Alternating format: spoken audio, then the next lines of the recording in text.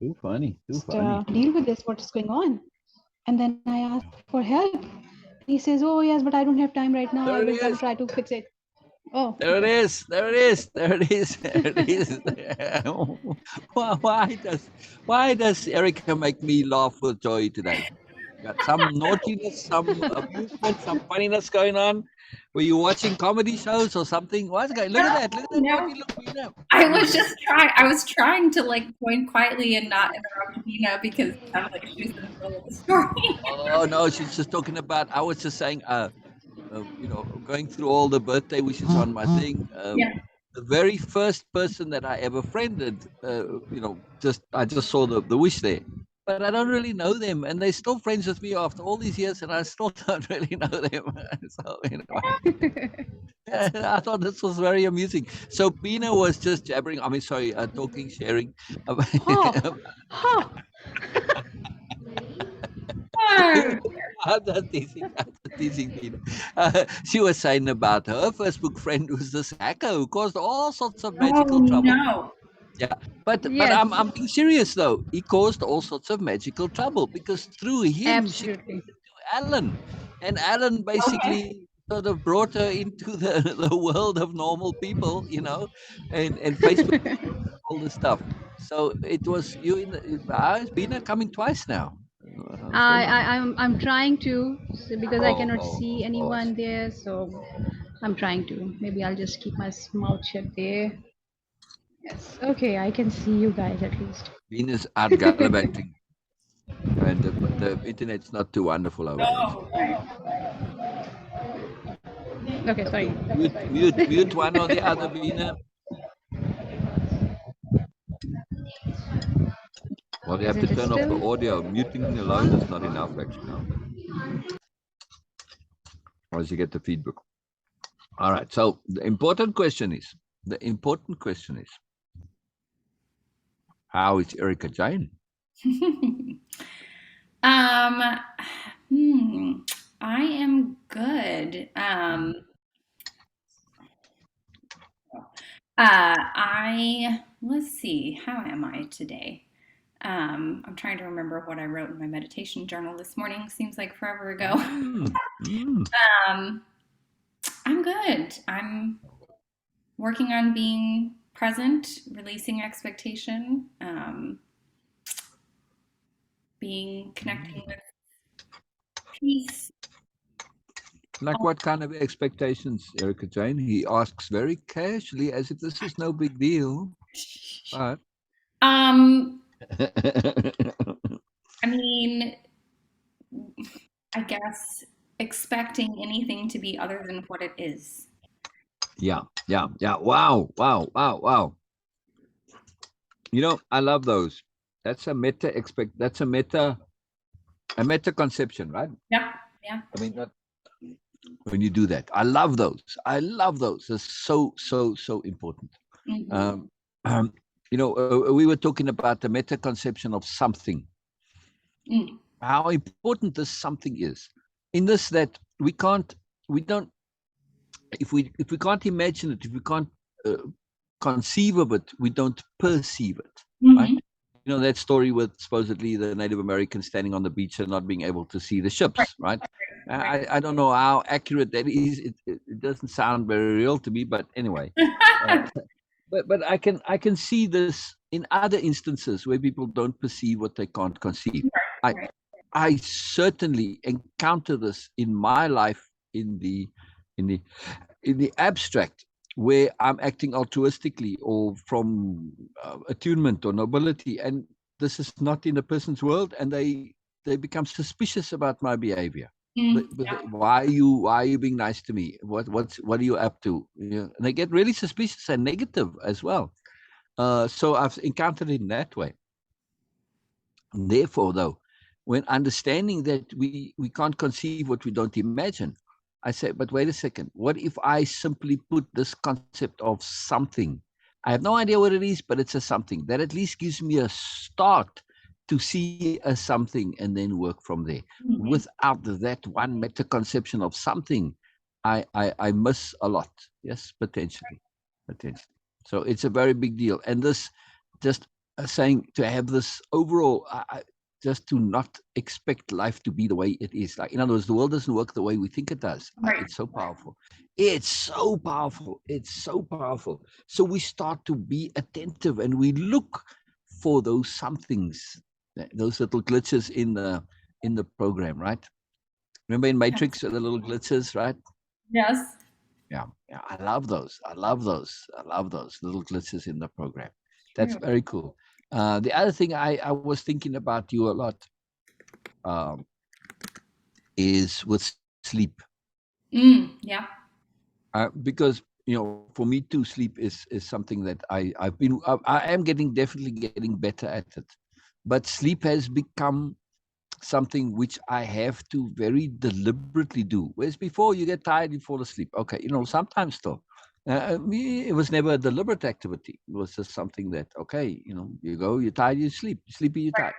But that doesn't apply anymore, right? Right. I mean, I can be super sleepy and tired and still not bloody well go to sleep. Yeah. Like, what the hell? So with our I is more than one, I was thinking that it seems that to me maybe that because we have our eyes and they're well developed and there's so many of them, that some of them are not on board with the sleeping. Right. And they I don't want to go to sleep. I'm not tired. And they have their own agendas and they keep us awake. And so that's kind of been helpful, actually. Then also saying sleep is something I need to do deliberately. Right. And I think this is part of our overall intent of being deliberate and choosing. Yes, absolutely. I think the sleep is a byproduct of that to some degree. Yes. Absolutely. That it's not. I don't want to be. I don't want to be at the mercy of things which just happen to me. No, I want to be choosing them to happen. Yes. Absolutely. So sleep has become very, very deliberate for me. I'm still trying to work on my dreams. I was hanging out. Well, it's okay. Let's see. Who was it before Oprah, Beena? I was hanging out with some celebrity, and then it was Oprah, and then not last night before it was Shaq. Okay. Yeah. So just I took Shaq a bet that I'd beat him at golf. So right. That was most of the dream, but still, just craziness that part of me. I have a very gullible self that just swallows all the dreams. So it's a bit disturbing. I'm working on it. But this is something that I thought, I'm sort of keen to hear if you have any particular strategies you find helpful, any techniques, etc. I do. I'm sorry. Give me just. No problem. No problem. I shall make us all some coffee. Would you like some? Erika? You're what now?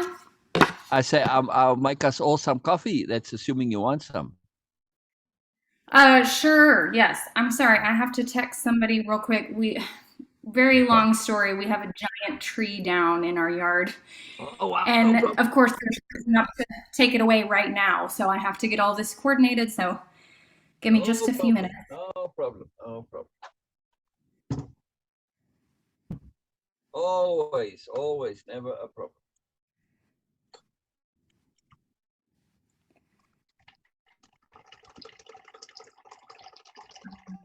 Okay, let's see. Nancy. Um,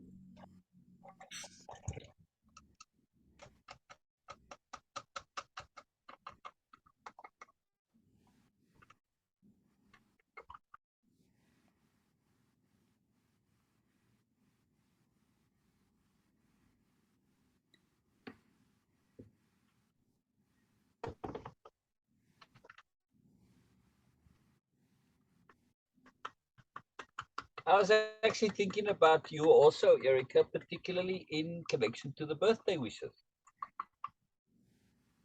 sorry, hang on. I'm writing something and I don't want to be ignoring. No problem.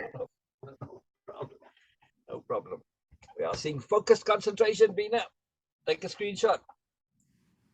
I can't write and think and then listen to somebody else at the same time. It doesn't work. I'm just teasing you a little bit.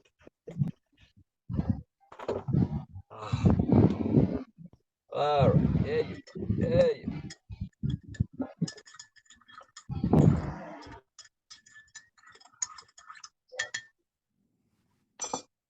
I made you some coffee also, Beena. Even though it's late, I made you coffee anyway. It's not particularly strong coffee. Thank you. Thank you. It's a pleasure. Such a pleasure. Such a pleasure. Fun day. Fun day. Oh. Not much appreciated. That's no good. Much appreciated. There we go. There we go. Okay. No,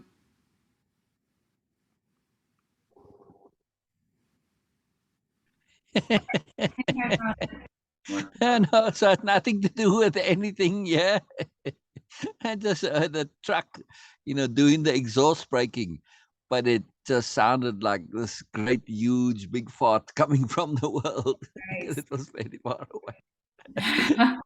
It's too funny. Okay, I think I will probably continue to get messages. Unfortunately, I'm coordinating between some of our neighbors who are trying to get some of the wood from the tree that has fallen, and between Joe, who is talking to the tree crew. And so they're going round and round and round. So I may continue to get some messages I need to answer. Oh, good. On the sleep thing, I had an interesting discovery the other day. Joe was out of town, and I always get a horrible night's sleep when he's gone. And so I was, I have found a couple of things that help with that. And so I was sort of preparing for that. And then one of the nights I have been for a long time getting like targeted Instagram ads for a particular thing that's available in, I think it's the Calm app. And it's horribly named, but it's called the brown noise. And coincidentally, there is an episode of South Park with something called the brown noise that is not not that. Not that, thank goodness. But this is like Beena, by the way, don't ever watch South Park. No, yeah, it's okay. For what reasons? Please say it again. I say, don't ever watch. Well, it's just very rude and obnoxious and gross, and it's very crude. Very crude. I find it hilarious, but it takes a particular, it's a particular humor style. So anyway, so this particular brown noise in the app was, it's kind of a static noise, but I kept saying to me, it sounds like ocean sounds or like waves, but if you just stopped a wave sound at a particular point and then repeated that, like that's kind of what it sounds like to me. Wow. And I keep getting these ads for that because it said, if you have ADHD, this is really helpful for your brain. And so it kept targeting me. Will you send it to me, please? I will. I saw it right before bed one night, and I thought, well, okay, good. I thought, well, I'll try it. Who knows? We'll see. And I had this really interesting experience where I found like an 8-hour long YouTube clip of brown noise just going over and over. Wow. So I put that on, and I happened to. See South Park logic coming into my I brain know. now. Okay. Well, I was telling. But I'm thinking, oh, an 8-hour clip. That's brilliant. By the time you've listened to it, you'll be ready for your 8 hours of sleep. Yes. Yeah. Or you'll be ready to wake up, right? Great. So I put this on. I fell asleep surprisingly quickly. I mean, usually I don't have trouble falling asleep. It's trouble staying asleep. But when Joe's gone, when Joe's gone, I usually have trouble falling asleep. And I fell asleep pretty quickly. But I had this really interesting experience where I was in that. For me, I mean, I never lucid dream. So the closest I get to it is that really interesting space between being totally like being asleep or dreaming and being awake. So it's like the hypnagogic state, yeah. Yeah, like every once in a while I hit that point, and that's as close as I get to lucid dreaming, where I kind of, it's like there's a part of my brain that's like, oh, I think I'm dreaming, or I'm getting ready to be dreaming, and it doesn't last very long. But I was in that space, and I had the most surreal, it was so odd. And I was trying to describe this to my mom yesterday, and like, I don't even know how to put this into words exactly, but the closest thing I can say was that it was like there was a part of my brain that was watching another part of my brain. Wow. And it was so bizarre because it was like I could tell that I was trying, like that other part of my brain was sort of trying to dream or trying to like think. And it was like there was, it was like a signal scrambler, or like I said to Mom, it was almost like this noise was a flame and my brain was the moth. And it was like, no matter how much my brain was trying to like think or dream or do these other things, this noise was like capturing all of my brain's attention. Wow. And so it was like it was disrupting my thought patterns. Brilliant. And I said to Mom, I got the best night's sleep I have had in like yes. I said, what's fascinating to me about this is realizing that, I mean, a lot of times my dreams are disruptive to me in terms of sleep. Not that they're unpleasant necessarily, but it feels like I have not fallen asleep. Like it's just correct. Like I fall asleep. Correct. And so dreams a lot of times are disruptive. But I don't ever feel like I'm thinking necessarily in my sleep. Like I feel sort of cognitive. It's brain activity, not thinking, which is different. But that was the weird thing, was when I was in that little in-between state for just a brief moment, it was like I could tell that my brain, there was still a part of my brain that was active and was like trying to think about things. And it just... So I said to my mom, that's me too. That's me. Yeah, I said to my mom, like, I didn't even realize that this was happening. But apparently, when I am sleeping, there is some part of my brain that, even though I'm not conscious of it, it's like still thinking and like doing all of trying to think. Yes. And so this noise, it was the craziest thing. It was like it just, like my brain was trying to keep doing that, and the noise was stopping it from doing that. So that frequency, that interference pattern, that's fantastic. That's fantastic, because that's what's going on in our brains. Yes, we are so bent. We are so bent on our thinking and thinking it through to the end and being thorough and being scrupulous that, it's gone to an extreme, and you can't switch it off. Now, you don't want to switch it off in your regular conscious brain, of course. Right? This is what brings us so much moreness, but we do want to switch it off inadvertently. That's what I'm going to try until I get this brown noise from you. Yes. Right? But I'm going to also add to that. I'm going to add the intent to say what I'm thinking through to the end and figuring out. I'm going to put it on a pause. Yes. Resume on waking.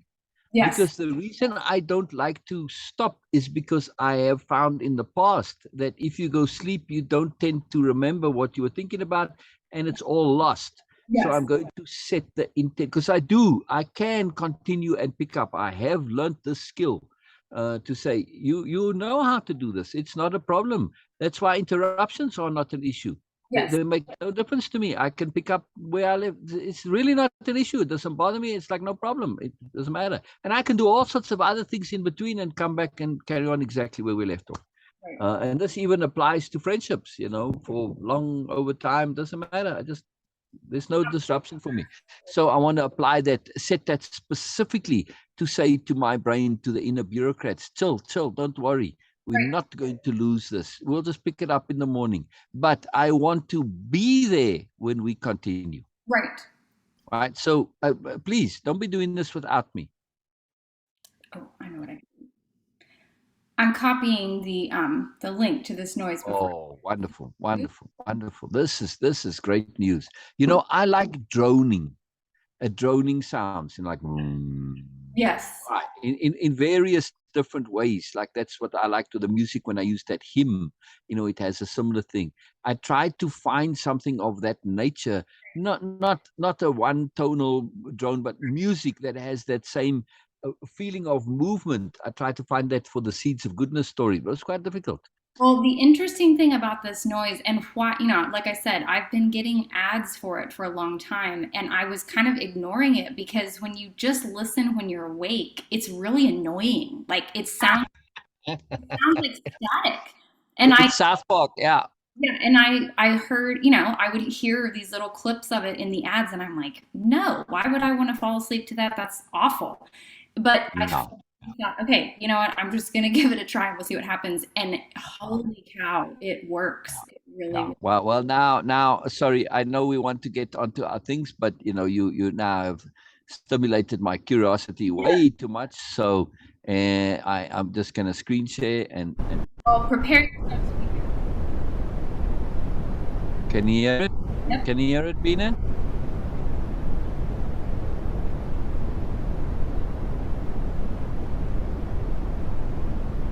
Wow. Okay. This is great.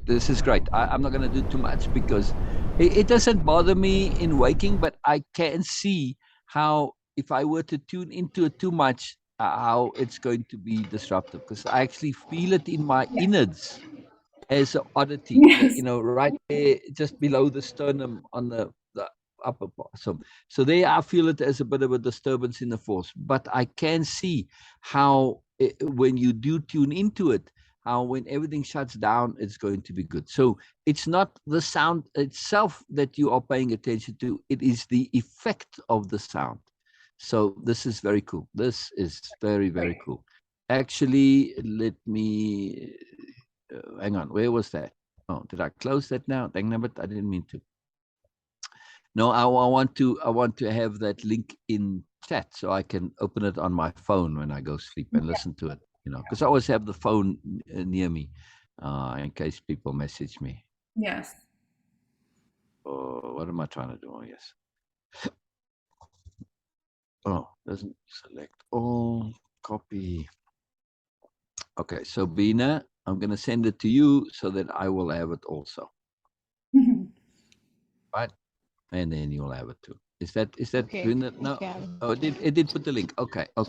Brown Noise Remastered. I just love this name too. I mean, I that's just... know. I have no idea who landed on that name, but Well, it's because there's white noise, and right. this is it's probably in that logic there. So yes, I do think they also are having some fun with it. So wow. Wonderful. So I'm glad I asked. It really came up so strongly. I said, after Tuesday, I said, man, I really got to ask about the sleep, because I do notice when your energy dips, and I feel it very strongly. I even ask you sometimes, are you okay? It's a big deal. And I was thinking, there's so much moreness to Erica, but that moreness is being inhibited or restrained by lack of sleep, or inappropriate sleep. And I just felt, man, this is like such a waste. It's such an incredible waste too. So, yeah, wow. Also, there is something else that's involved with this.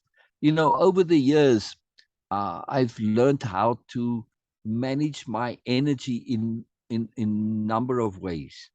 And one of them is, there's a whole range of energy managements now with this. And one of them is to be able to be energized even when I'm tired. Right. So, like, for instance, if I'm sick, I could be like feeling like death warmed up, and you won't even notice it because I'm able to manage my energy and be that way, right? And come or just very tired too. If needed, I can pull that energy up. But this also has this side effect of when I'm interested in something, I'm energized. So, like, if I really get consumed in something and I get all involved in it, I can go all night without sleep. It's no problem. I just keep going, and that is detrimental. Right. So there's a side effect of the ability to pull from our reserves when we should not be doing so. Reserves are for emergencies, not for just because you're interested. Right. And that has very much affected my sleep patterns. So, I mean, really, when I really get interested in stuff, I just keep going and going and going. It doesn't matter, forever, or seems like sometimes. Yeah, it's very interesting. So it just is a side effect, which is, to me, it's capitally discipline to say you got to be disciplined. Got to be disciplined. So it's the quality of the energy that matters, not just the energy. It's a very peculiar problem, but it's a big point, and we'll come back to it as it comes up more and more. This how to discern and distinguish between, okay, I'm having fun here, but how much more could I have if I were to manage my energy? So it's energy investment and the logic of energy investment. Very cool, very cool. All right, let's go on. All right, yeah. Before we go to the slides, I have two things that I want to remember from House. Please, First of all, happy Soul Day. I hope you're having a really good Soul Appreciation Day. Thank you very much. Oh, that's what I had to share with you. Oh, that's what I was, okay. Say your second thing, then I'll say mine. Go ahead. It's not really. So, So I was thinking when I was seeing the birthday and the birthday wishes. Right now, last year I turned it off. The ability to comment on my thing, because the previous year I got tons of them. Like over 100 comments, and it takes a long time. As what's going on? No, I would imagine probably too. Anybody who's going to comment and say you've got to respond. I can't not respond. I can't say, and I can't do most of them and skip one person. Then I feel terrible, like you're not being included. So I have to respond to every single person. So it takes a lot of effort. Now I put a bit of a challenge in there to say I test my creativity to see how I can say thank you in different ways, right? In some various way, and to be appropriate. And anyway, so occasionally I'll have a bit of duplicates, but I can live with a few of them. But here's the thing that struck me in terms of self-appreciation, right? A nuanced thing, and I was thinking of you very specifically when this came up. I said, mostly the thing is, okay, it's a lot of effort to respond to them, but all right, but also I'm a bit awkward with excessive appreciation. But I'm definitely, and when I was reading through that, I said, man, I'm really much better at this. I don't mind it. I'm almost enjoying it. But there's a nuance that my real deeper sobriety self says, I don't want it to be too much to me, about me. Why? Because I know I do bring something to the table. It's not because I'm awkward and I'm being appreciated because I don't. No, it's because I do bring something, and maybe I bring a little more then. But the danger there lies in that appreciation shifting to it being about me. Right. That's not what I want. And that's a danger that I'm very, very, very cautious about. So yes, as much as I appreciate, and in group, group is very seldom about me. And so I appreciate the Beena sharing it there, and then Sher also shared there. Because yes, I feel in group they can actually appreciate me a little bit more, because they don't. They sort of waste the resource. It's not that I'm feeling underappreciated. It's the waste part, right? It's like, come on, utilize this, people, So, but if it was in excess, then it would be a negative, because now you're listening to the person because they special. No, absolutely no. So there was that nuance, and I wanted to share this with you. I thought this probably would make sense a lot to Erica Jayne. Yeah. Absolutely, it does. Well, to Beena also, but specifically, you came up for me very precisely when I thought of that. So I thought, I'll share this with you because it's a really cool little nuance. It's very neat that we appreciate it for both reasons, for humility and for self-appreciation, and both to say not too much. I appreciate, but not too much. It's just caution. Just always to maintain that caution. In from a new nobility point of view, they and Biala mentioned this on a regular basis, that Beena's out visiting, so a connection. I was surprised that she was on for that long even. So one thing they are exceedingly cautious of is accumulation of minutiae. Okay. And in this, that when you like for instance, if somebody does a very good example of where this is detrimental is with couples that start and they do everything together in the beginning, right? And they do all their finances together and all the stuff. But over time, okay, you better than me, and so the one starts to do it more than the other. And if you watch relationships, I mean, I'm using a very particular example that causes lots of troubles. In the end, one side does all the finances and the other one has no clue what's going on. And then the person dies, like what happened to Sher. She left it all to Larry. And when he died, she was completely at a loss.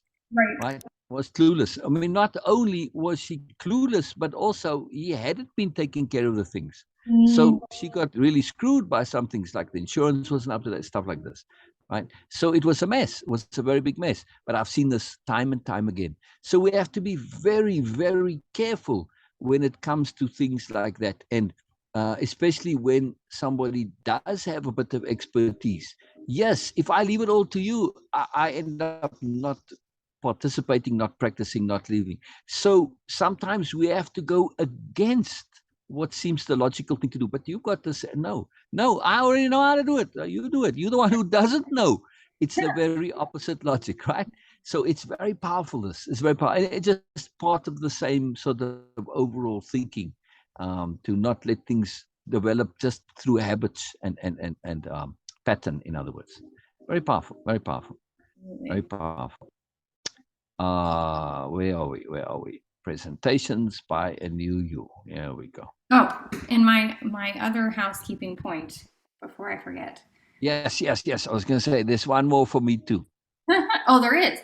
Yeah. Sorry, I just remembered now. We have lots of housekeeping today.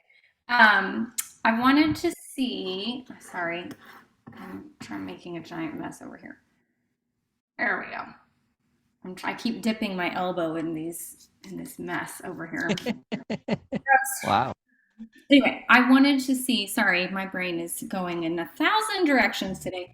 It's all good. I wanted to see if next month you were ready for another adjustment in time and cost for our Moreness stuff. I very much hope so. I'll let you know closer to next month. Okay, we are. That's fine. I have been having to, I've rolled back guitar and Kathy. I've stopped going to yoga. We're, making more adjustments to try to reduce our cost and time, because we're basically in right now our point where mom's back from her trip, and so she's focusing on getting all of her stuff cleaned up, and I'm gonna have to be, I think, going back and forth. Yeah. Wow. Her, and then working in the garage apartment to get that ready, and then we're gonna work on her house as soon as she's out. So I'm thinking, if this makes sense, that the easiest thing may be just to add in a second off week where Oh, right. I agree. That would be probably ideal. Um, uh, I would rather, for me personally, I'm working hard at alternatives right now, but I would rather keep the same time schedule and just reduce the monthly. right. Right. That would be my preferred thing. So that's what I'm aiming to do, and working hard on that actually. Yeah. So that's Um, why I said, I'm started, and I'm every day working on it. Actually, the background is one part of all of that, and this Friday coming up, so it's slow going. It's slow right. going. So yeah. Now, So I yeah, hopefully. to add in additional time adjustment as well, because Right, of having to right. go back and forth, and I've got Oh, I see. Okay. Well, and you know what? We can always do it and just leave it optional and say, okay, if it is, it is. If you can, you can. If you can't, you can't. Make it time wise. Yeah, yeah, yeah, that's where I was thinking it would make it simple if we were able yeah, to do every other week, because that yeah, way on the off weeks, yeah. coordinate it with my off week with Kathy and with everything else, then Gotcha, I can, gotcha, in the city, I can just be down there focusing on stuff. gotcha, Really, gotcha. for me to have Wonderful, wonderful. a disruption in the middle of the day if I'm trying to work on stuff.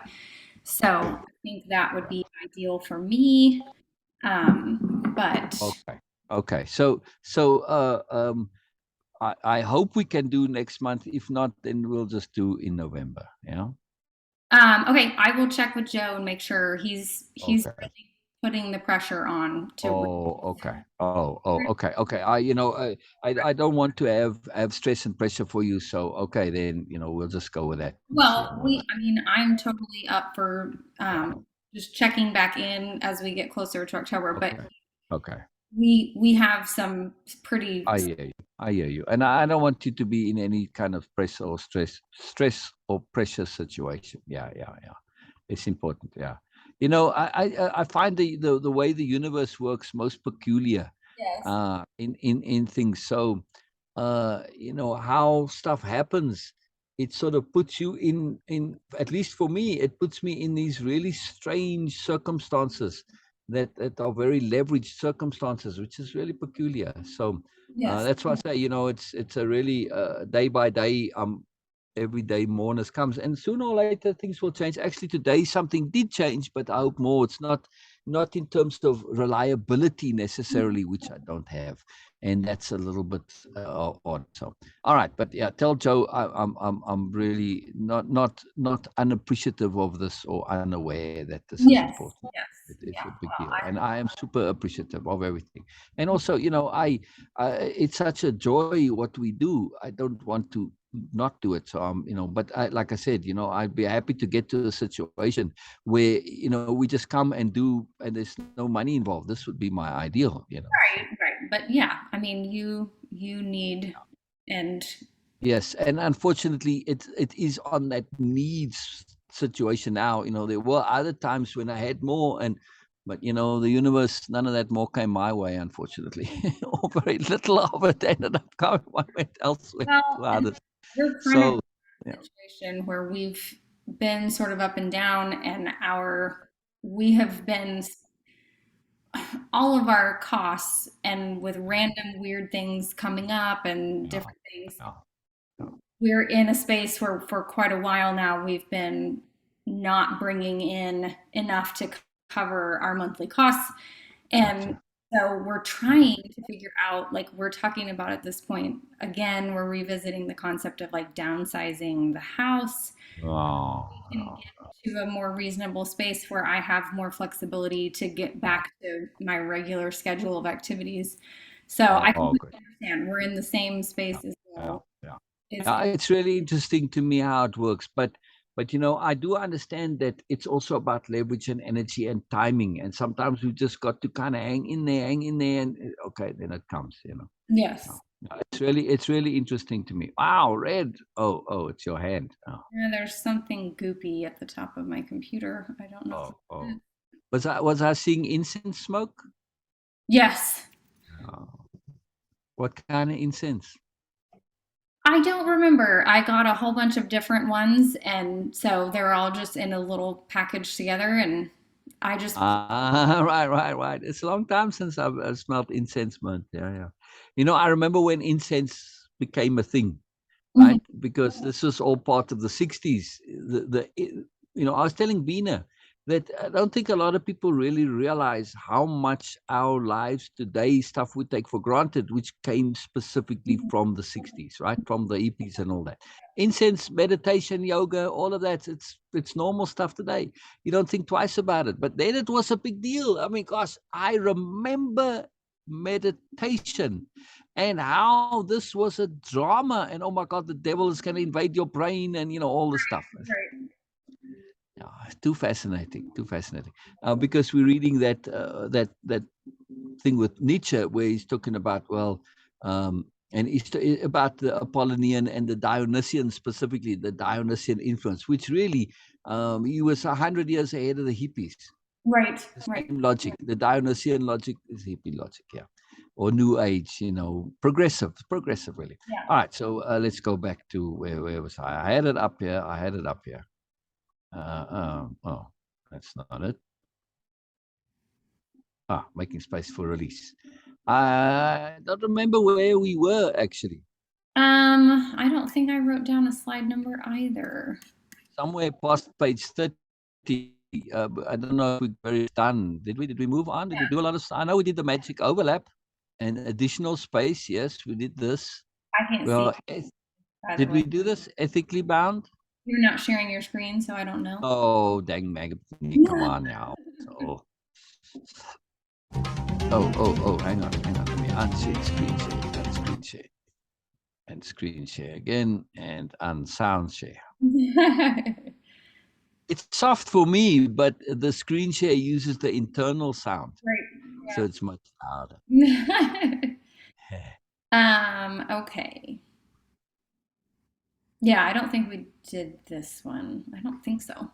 Oh, we did actually. We're talking about, the ethics of when people identify with you. And I still said the classic psychiatrist-patient relationship where that is very problematic. Yeah. Oh, that's fine. We read it again. Or read it out loud. Yeah, I remember talking about this. I don't remember this slide specifically. That's interesting. Yeah, I don't remember the language, but I remember the point. Yeah, I remember we covered the topic for sure. Yeah, I remember the saying we need capital C customization. I remember that. That's true. I do remember that. Yeah. Okay. Yeah.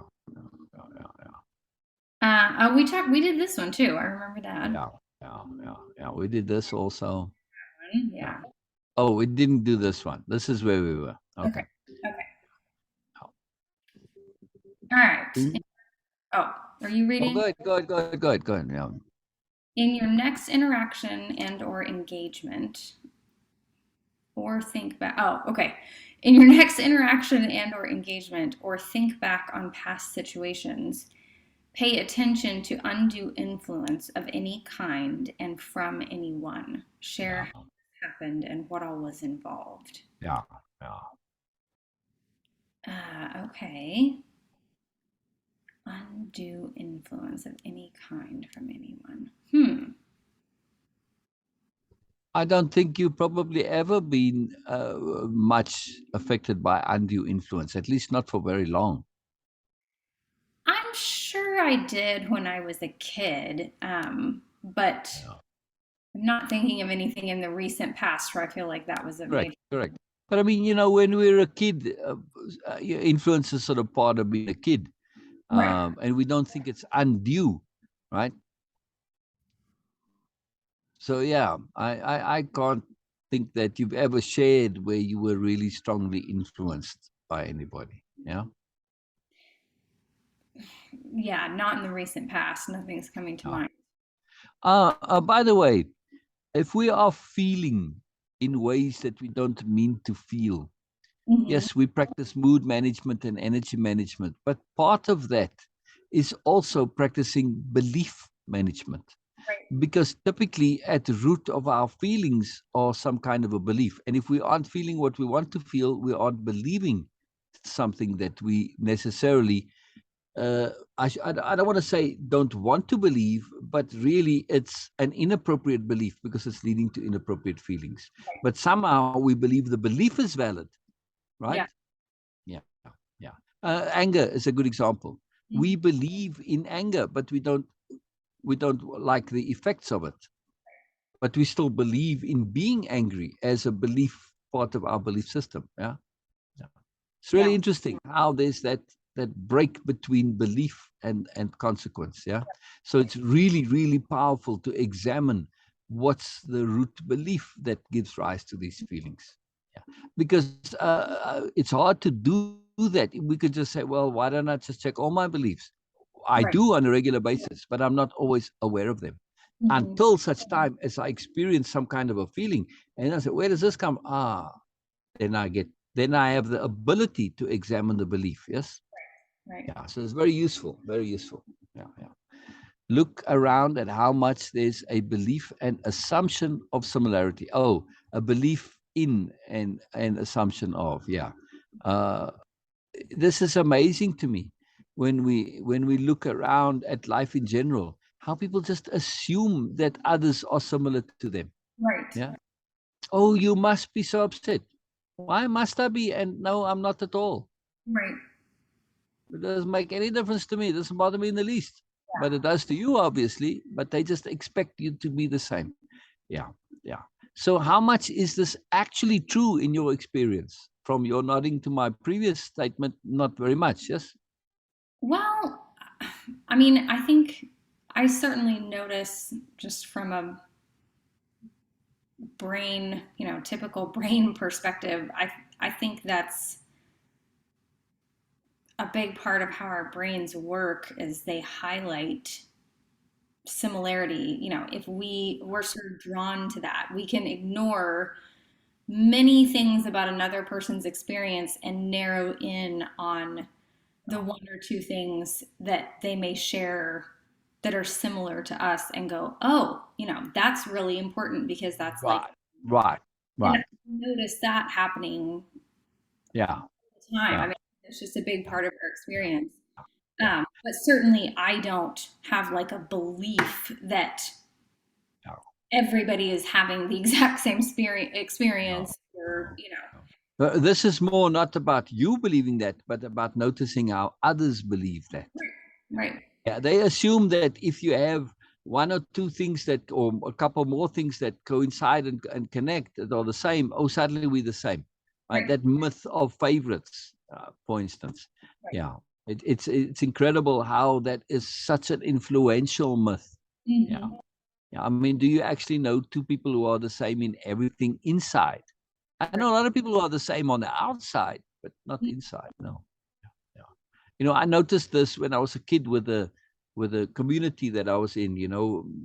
The one step away from Amish community. They're all on the outside, all the same, but when you really heard them in their private times, very different. Yeah. Very different. It's quite amazing. How do you make space for alternative options of being to come into play as a possible choice? Wow. How do you make space for alternative options of being? You did. That's what you said to me earlier with expectations. That's what you did. Oh, the other housekeeping point was the tree. Is this a tree that blew over, got cut down? What happened with the tree? Yes, it's a very long story short. It is a neighbor's tree, the neighbor behind us, that was leaning over onto our property. They're very old trees. There's trees along that property line, and it's been leaning over into our property ever since we bought it. And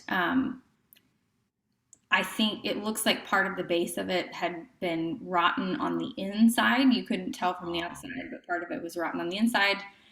And we had a bunch of rain, and the canopy got heavy and snapped and came down. And it's a very, very large tree. And thankfully, none of us were outside. It landed halfway in our yard and halfway in our other neighbor's yard.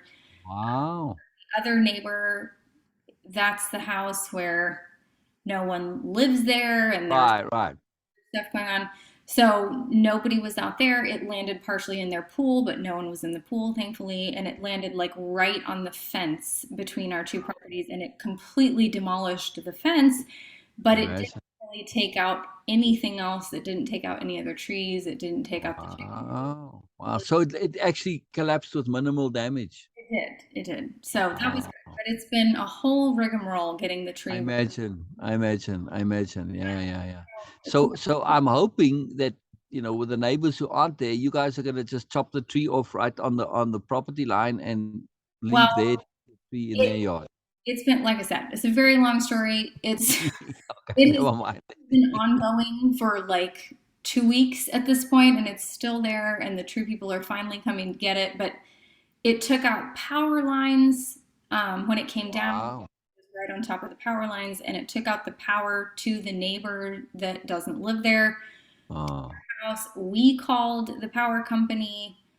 They came out the next day and restored the lines, and they literally cut off the half of the tree. The power company, like the wow. city, the city Yeah. came out and cut off the half of the tree, more or less, that was on their property, because they said they were only allowed to remove debris from the home where power was cut. Yeah. The tree was on our property, was our responsibility. Right. If your power had been damaged, they would have been. And they would have Isn't taken. that too weird? But the nice thing is, as weird and strange and completely non-present as these people over there have been, there were a lot of positives that came out of it in relation to them, because we finally got some contact information for the property manager of Oh, that home. The people that own it own like 20 properties in Tulsa, and they're using them for like tax evasion, basically. wow. They're never at the property. They Yeah. really, I mean, they're doing like minimal upkeep on it. Um, Yeah. but they have a property manager who handles all of these properties for them, and she has been out a time or two and like used the pool, but we hadn't ever caught her when she was there. And so Uh, we finally got her contact information because of this tree. We have spoken with her, and she had some good interactions with her. And as it turns out, it was their fence. I mean, it's their, like, the previous owner of the house yeah. put that fence in. It is that property's fence. Oh, wow. They are, she said, not only are they going to completely pay for the fence being redone, but they are also paying to have the rest of the tree taken away. So Wow. awesome, Wow. because we cannot afford to be, because we have Wow. another tree that was literally like less than a foot away from this one that fell, that is now going to have to be taken out because Oh, the first tree falling has like damaged that one, and if that one comes down, it will come down on the chicken coop. And we, oh, even though this is not our tree, the person who does own the tree, we've gotten into all of these conversations with him, and he keeps claiming that he doesn't own it, but besides which, he says he's in very dire financial straits and can't do anything about it. And so we are going to have the tree taken out, and it's going to have to be like crane lifted. yeah. Wow. So it's going to be a A hefty big deal. expense. So I'm Wow. very Wow. grateful that the Wow. So I'm trying to understand just as my brain just jumping a little bit sideways. The neighbors who don't live there with the pool, don't they want people to live in the houses? No. You would think so. It does not make any sense to me.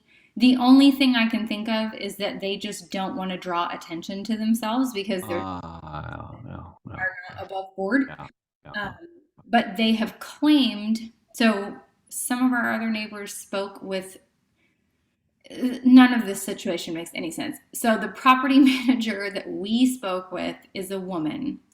Yeah.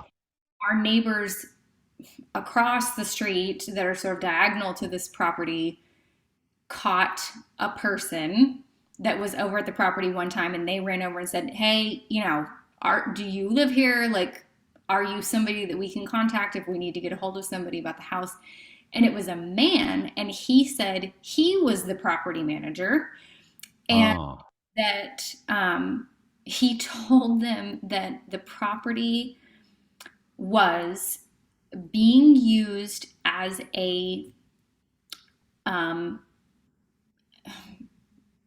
place for people who are going on mission trips through the owner's church to stay. oh, But wow. I don't know why anybody, like, I can't imagine that there would be people. I mean, I can't imagine that there are people coming on mission trips to Tulsa. And I can't imagine that that many people, like, if they're talking about people who are in Tulsa that are going somewhere else, it's a Yeah. really big home. And I can't imagine that there's that many people that would need to be like all grouped together on a regular basis in that fashion. Not to mention, that is not what's actually happening. Like, literally, no one stays at this house. So Yeah. Yeah. that none of this stuff makes any sense. It's definitely like a tax evasion scheme. They are purchasing houses all around Tulsa with cash, and then just like barely maintaining, kind of doing the bare minimum. And we've heard this story from other people Interesting. that live Yeah. near other homes that they rent, that like they've owned them for several years. They've done nothing with the property. It's Yeah. not being rented. It's not being Airbnb. So Well, yeah. I know it just made me think that they may want to have somebody live in a house that's off the books, that doesn't pay them rent, but just takes care of the place and looks out for it and is anonymous and No, doesn't draw attention. we have tried that as well. All of the neighbors have offered, like several times, the neighbors tried to contact them to say, if you will let us, like, give us permission to come on the property and use the pool, Oh, that our kids can go, be in the pool, then we will maintain the property. Like, we will make sure yeah. that everything's working. We will clean it. We will do And whatever. they're not interested. Nope, nope. Interesting. So, Interesting. Yeah, there's some skullduggery involved there, that's for sure. yeah, absolutely. Yeah, very, very interesting. Anyway, we digress, but still, it's really fascinating, though, how people do things, and it's so out of the ordinary. So I would imagine it's the place to park illegal money. Yes. Yeah. And okay, if you buy and sell and flip quickly, then you draw attention. But if you leave it there for a while and then later you sell it, all right, no problem. At Well, least it's a they're place making, to hold the money. Yeah. Joe looked it up, and it's apparently there's some kind of tax scheme where you, like, so if they are claiming that they are using this home as part of their church, Yeah.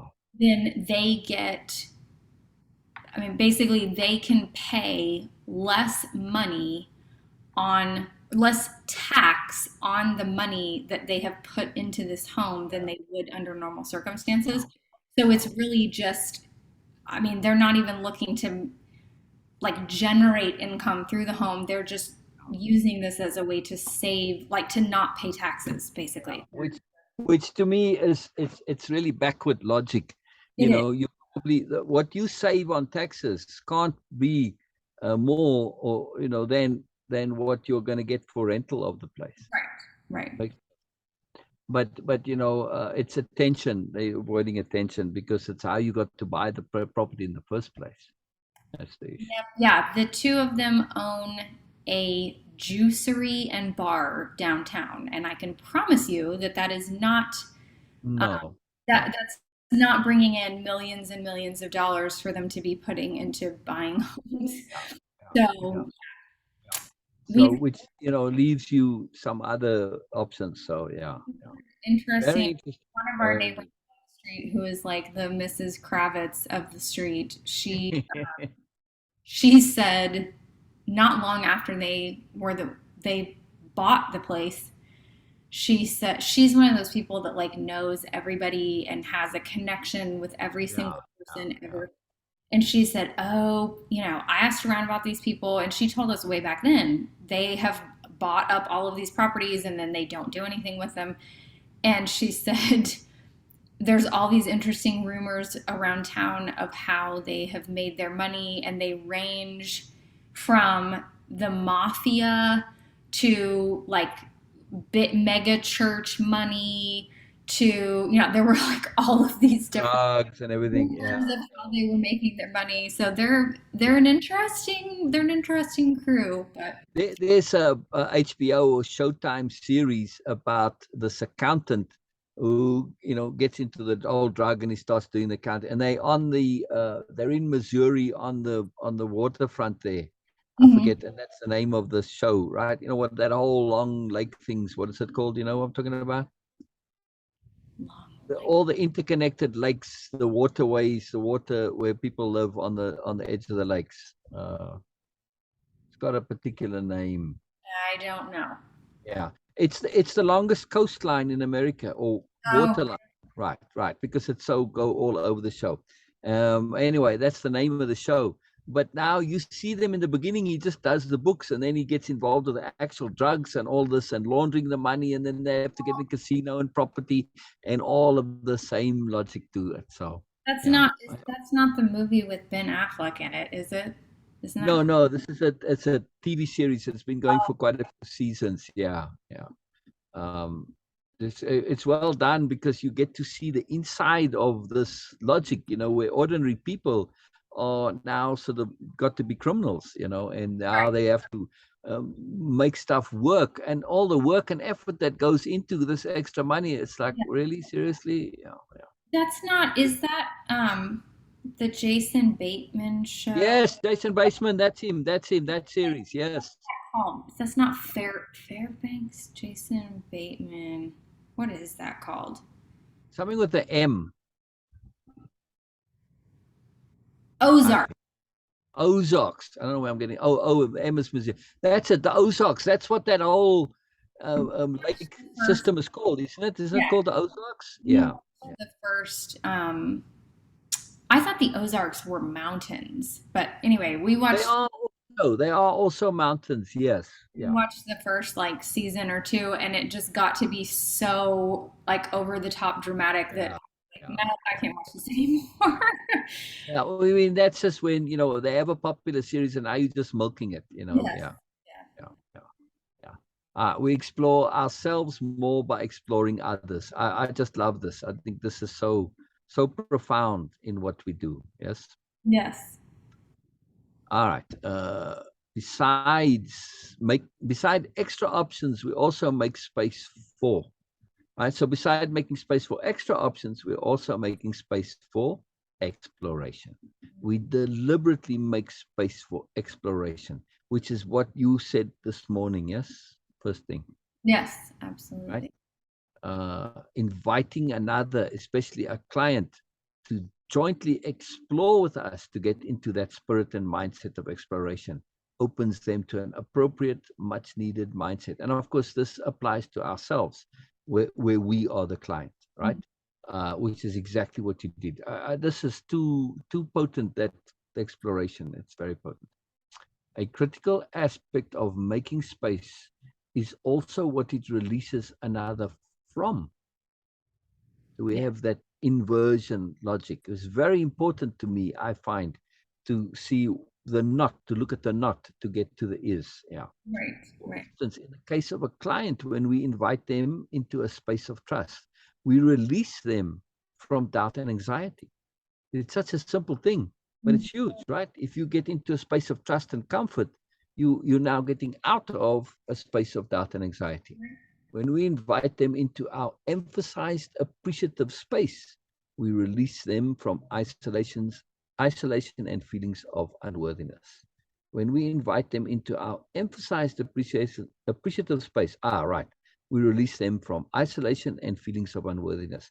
It's so simple. It's such a duh. I don't have to make you specifically feel good. I can simply provide you a space we don't have to feel bad. Right. Yeah. Right? That's just incredible. When we invite into our space of exploration, we invite release from justification, legitimization, excuses, feeling bad, old legacy, being stuck, not knowing, and a whole host of similar undesirable connectivities. So yeah, this is a huge deal. It's a huge deal. It's a huge deal. Yeah. Um, oh, okay. I'll tell you later. Hmm? Our invitation is an invitation into a. I don't want to forget. I don't want to forget. I liked the So, dandelion on that last slide, by the way. say that again. I liked the dandelion on the last slide. Oh, right, right. Yes, yes, yes.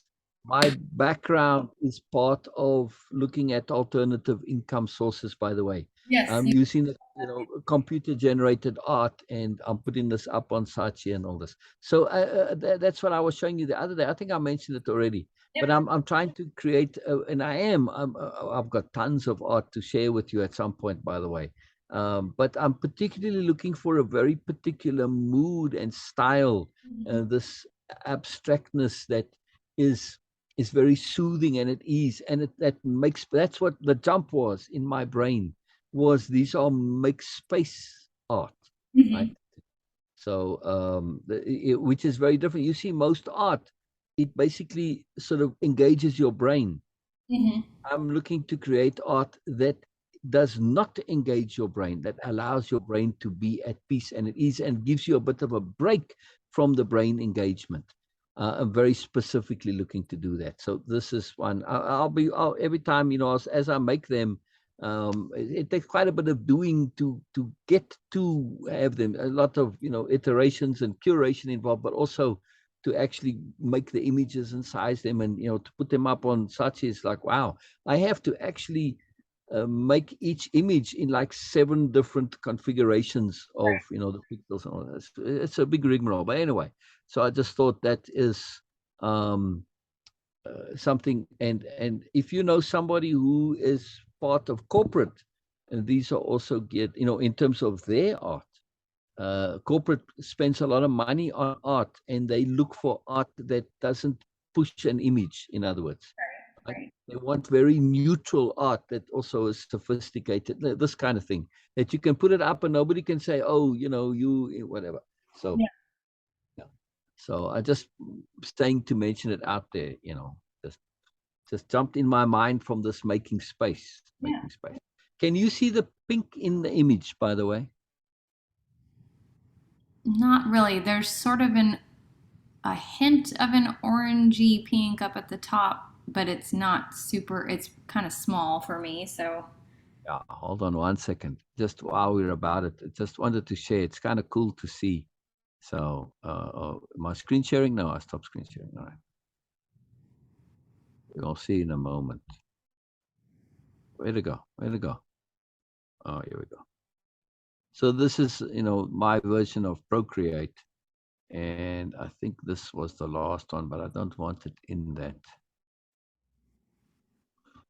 So I have to make it in all the different ratios, 1:1, 2:3, 4:5, 3:4. It's quite the rigmarole. yes. So okay, so this is now nicely filling up the screen here, and but I'm going to zoom in. Now watch. You see the pink coming in? Yep. I find this too fascinating. Yeah. Yeah. Just struck me, just in terms of that layeredness, once you've seen the pink, right? Or Right. purplish, pinkish, I don't know. Once you've seen it, then when you zoom back out again, now your eye catches it, right? Yeah. Yeah. All right. Sorry, a little bit of a diversion, but it's just fun stuff, fun stuff, Yeah. fun stuff. I like it. Yeah. Now I've got to share some more with you.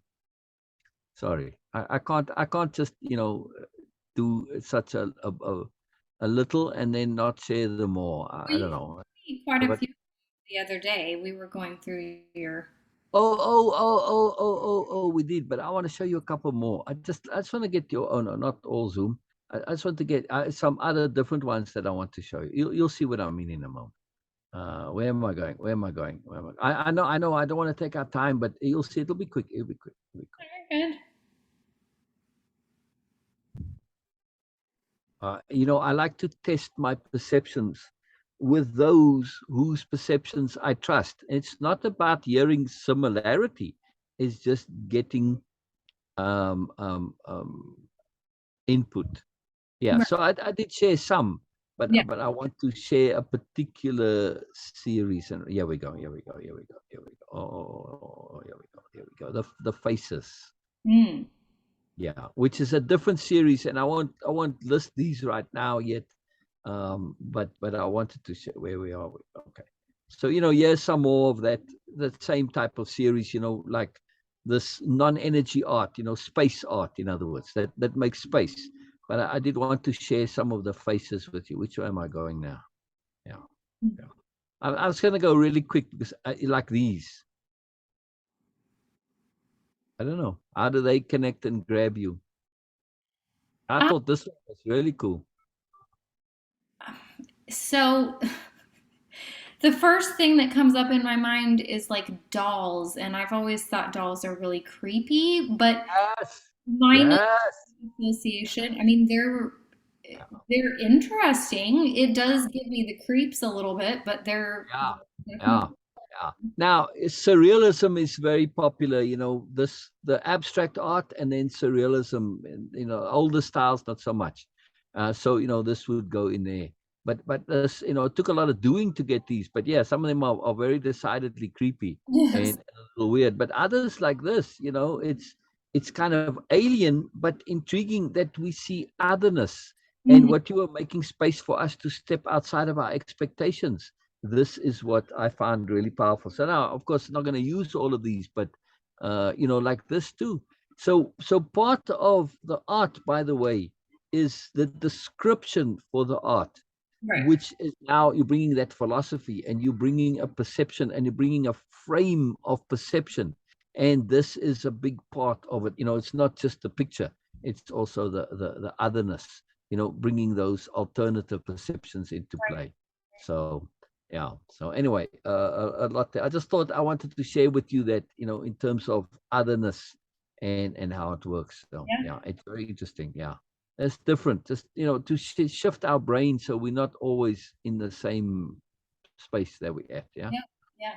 Absolutely. But it's very when like on this one, uh, I think the description was I don't remember now. I can read it to you at some point. But it's that you're not only bringing the art, but you're bringing a philosophical perspective, Mhm. and you're sharing the deeper philosophies Right. through the art. Yeah. So, all right.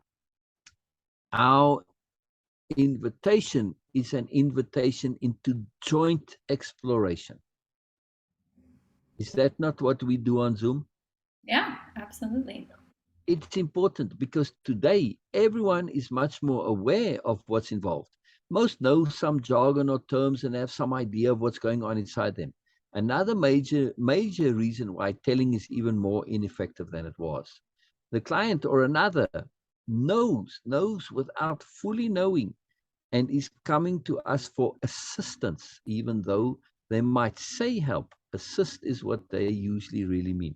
The difference lies in how much they feel or know they know. Inherently, most know they actually want and need assistance, not help, because learning by ourselves makes the learning real. If another does it for us, the usual help, and gives us a solution, we're deprived of that power which comes from doing it ourselves. Such a huge point, such a huge point. And it's really interesting too, in terms of if we apply the same logic to friendships or partnerships or marriages, right? That when we look at them as joint explorations, everything changes. Mostly you've got some problem, you go to your partner or your friend for help. Right. Right. If you instead go and say, share in this exploration of this issue with me, it changes the dynamic entirely. And it's so much more productive. Yes, Absolutely. it's really huge. It's really huge. When we're exploring together, we get to learn. We get to be in a space where such learning by ourselves is possible. This is what we are making space for. This is what we are inviting another into. We are making space where exploration will be safe, comfortable, as much as possible, and also fun, again, as much as possible. Through the shift of focus, we've diverted the other from immersions and attention to what is not helpful to them. This is the major benefit of it. Yes, is shifting into exploration from immersion into problem. Yeah. Right. Right. When the emotion is their all, they're unable to see beyond their limited self-imposed world. Most of us are at some level aware of what's happening. And when we seek assistance, we're really asking to be shown worlds of being beyond what we currently know. Yes? It's a magical thing. It's that unhooking from all expectations. Same thing. Same Mhm. thing.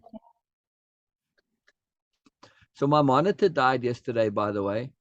Oh. And I discovered long time ago that the best place for monitors is Goodwill.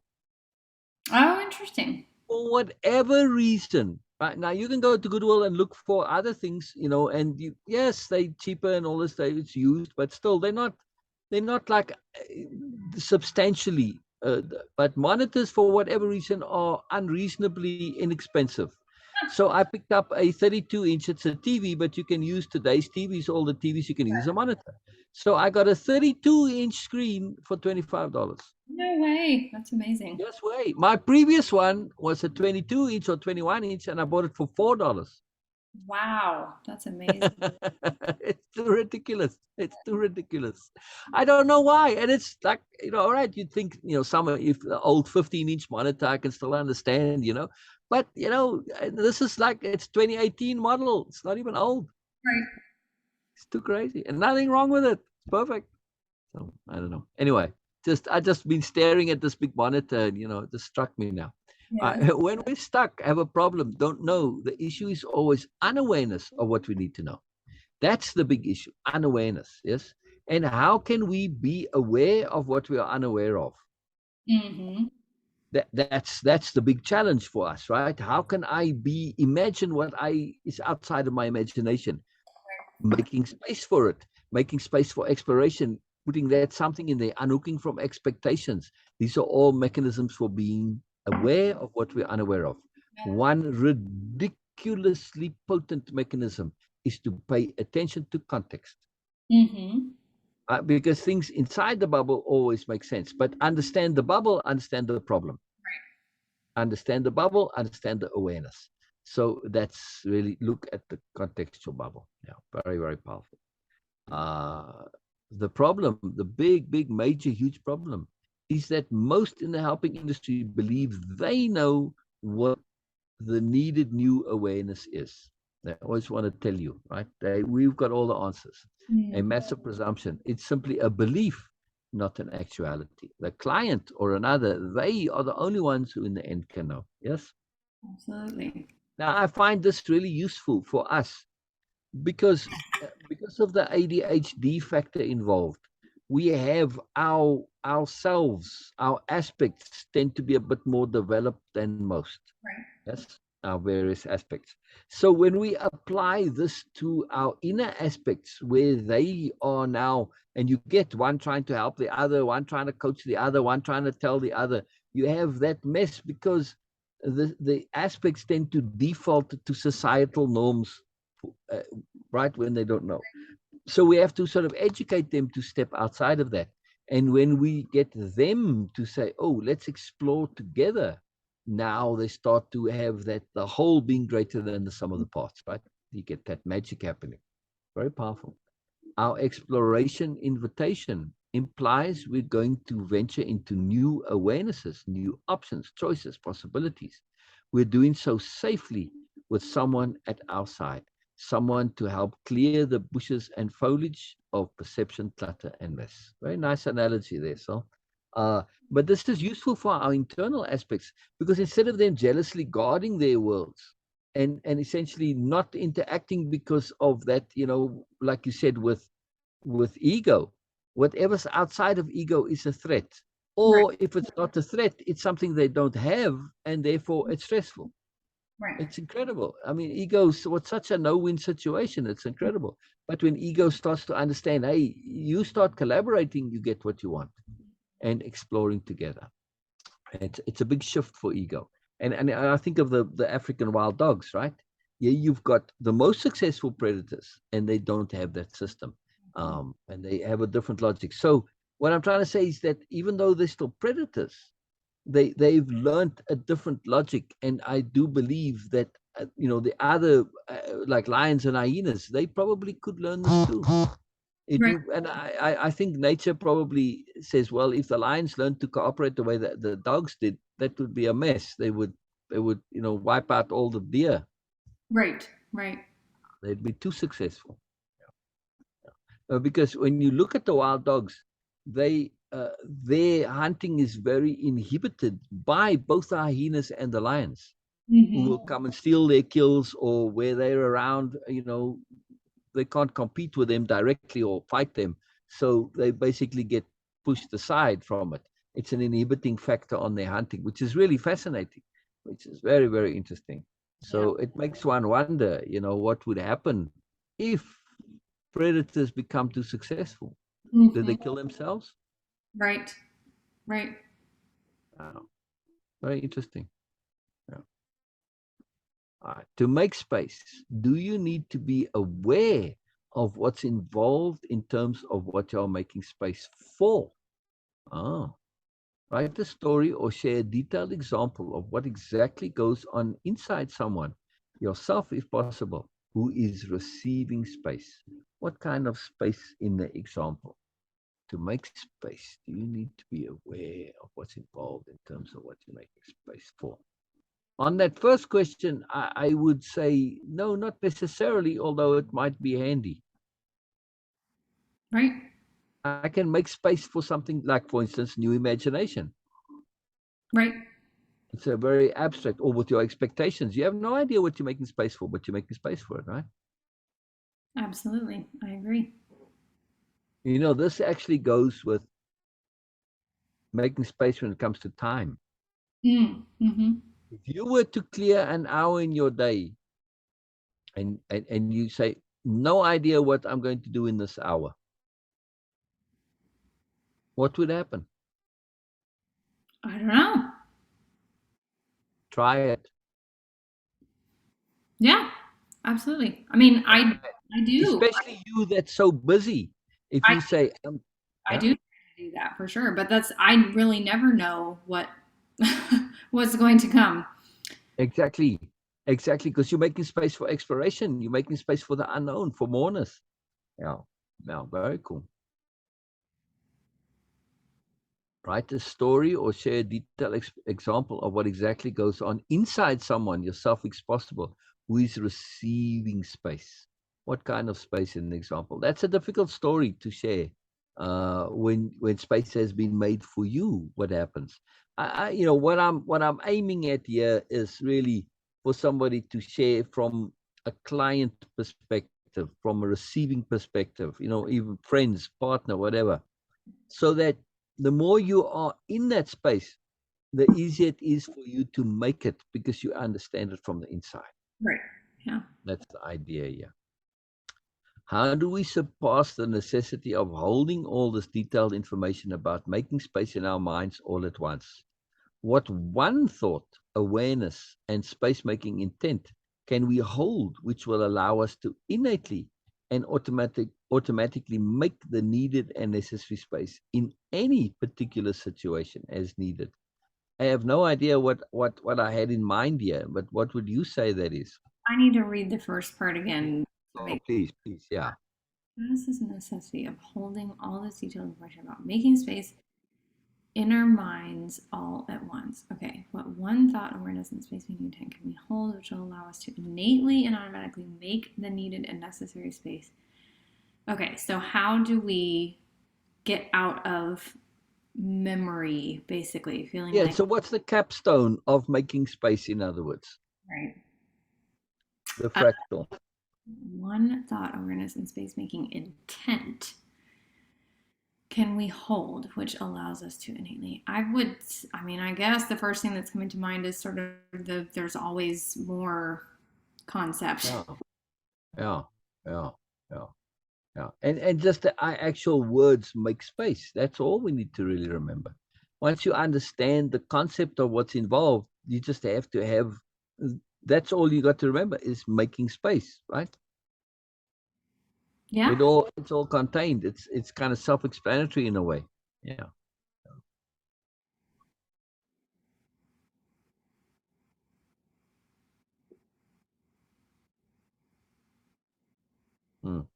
I can see the gears turning. Yeah, well, I'm just thinking, also it would be, I guess, that that understanding that we are inverting what we normally do, Mm-hmm. right? Because normally what we do is a doing, and a doing automatically fills space. So we are inverting that to say it's not doing is what makes space. Yes. Interesting. And also I would say it's about trust. For sure. Yeah. I mean, the one thing that I can make space with is trust, right? If I fill that emptiness with trust, which now it pushes everything out. Yes, trust is there, but trust holds space, right? Right. Trust is a natural space making a mechanism. No. Very interesting idea. I guess there are many different ways. It all depends how you package your information. But I would really say space, trust would be this one thing that we can hold to say, it's all I got to do really is create a space of trust. And that automatically pushes everything out if it's only trust, right? Because yeah, anything goes essentially with trust, right? Yeah. If you are or you read. If you were literally exploring with someone who had some problem on their mind and in their heart, and was not thus not fully present. That sent my brain on a loop It for a second. was thus not fully present. Yeah. Sorry, that's terrible. Yeah. You're not in there. I was like, what? Wait a minute. Yeah, yeah. How would you be as a fellow explorer? Right, right. How So would think you're going hiking and it's dangerous terrain, and somebody's like all lost there. And you walking next to them, you the guide. You're kind of gonna be, walking with your arm near them to grab them, and you'll be looking out for them, right? Yep, Yeah. Would it fall on you to be the one who's paying attention and staying away? Yes, absolutely. No. it would. Yeah. That's very interesting. The next question. Do you need to give them advice or just make sure they don't fall into crevices, stay on the path, and so on? Yeah, that is an interesting Yeah. question. It's not up to us to be giving them advice on the hike, right? I'm just a tour guide. That's it. I'm just there to make sure that you stay on the path and don't fall into a crevice. Other than that, you're on your own, right? Unless you ask, which is a different thing. True. Yeah. Right. But this when you're on this exploration together, different ways to explore. When you come to some wonderful new place, do you think you need to tell them what it is or just alert them if they are so lost inside as to not notice the obvious? Mm, Yeah. interesting. I mean, I do think, hey, we've arrived. We've come at this like, yeah. Oh, okay. Oh, I see. Oh, wow. Okay. Right. I don't have to tell them exactly what it is, right? Yeah, true. So Right. this is a big point, though, in terms of sharing and making the obvious obvious. I just make the obvious obvious. Hey, we've arrived at Wonderland or the Golden Bough or whatever, the Holy Grail. But I don't have to say what it is. They'll recognize it of their own accord. Yeah. Once they do look up, will they see that obvious without you? Well, we already said so. Yes. Yeah. Yeah. Will the terrain, the situation be self-explanatory and obvious once the attention is connected to it? I really feel so. And the reason why we're asking the same question multiple times here is because not always, right? Right. It's you might see the magic, but they don't. And that's with art, is particularly so. When you watch people, I don't know how much you've had the opportunity to be physically present with art, like go to a museum and you're looking at, and people are like, I don't get it, I don't get it, I don't get it, and then you put it in a few contexts, you provide the appropriate framework and say, I see, okay, like for instance with the art behind me, that or this type of art. They say, yeah, but it's kind of boring. Yes, that's the point.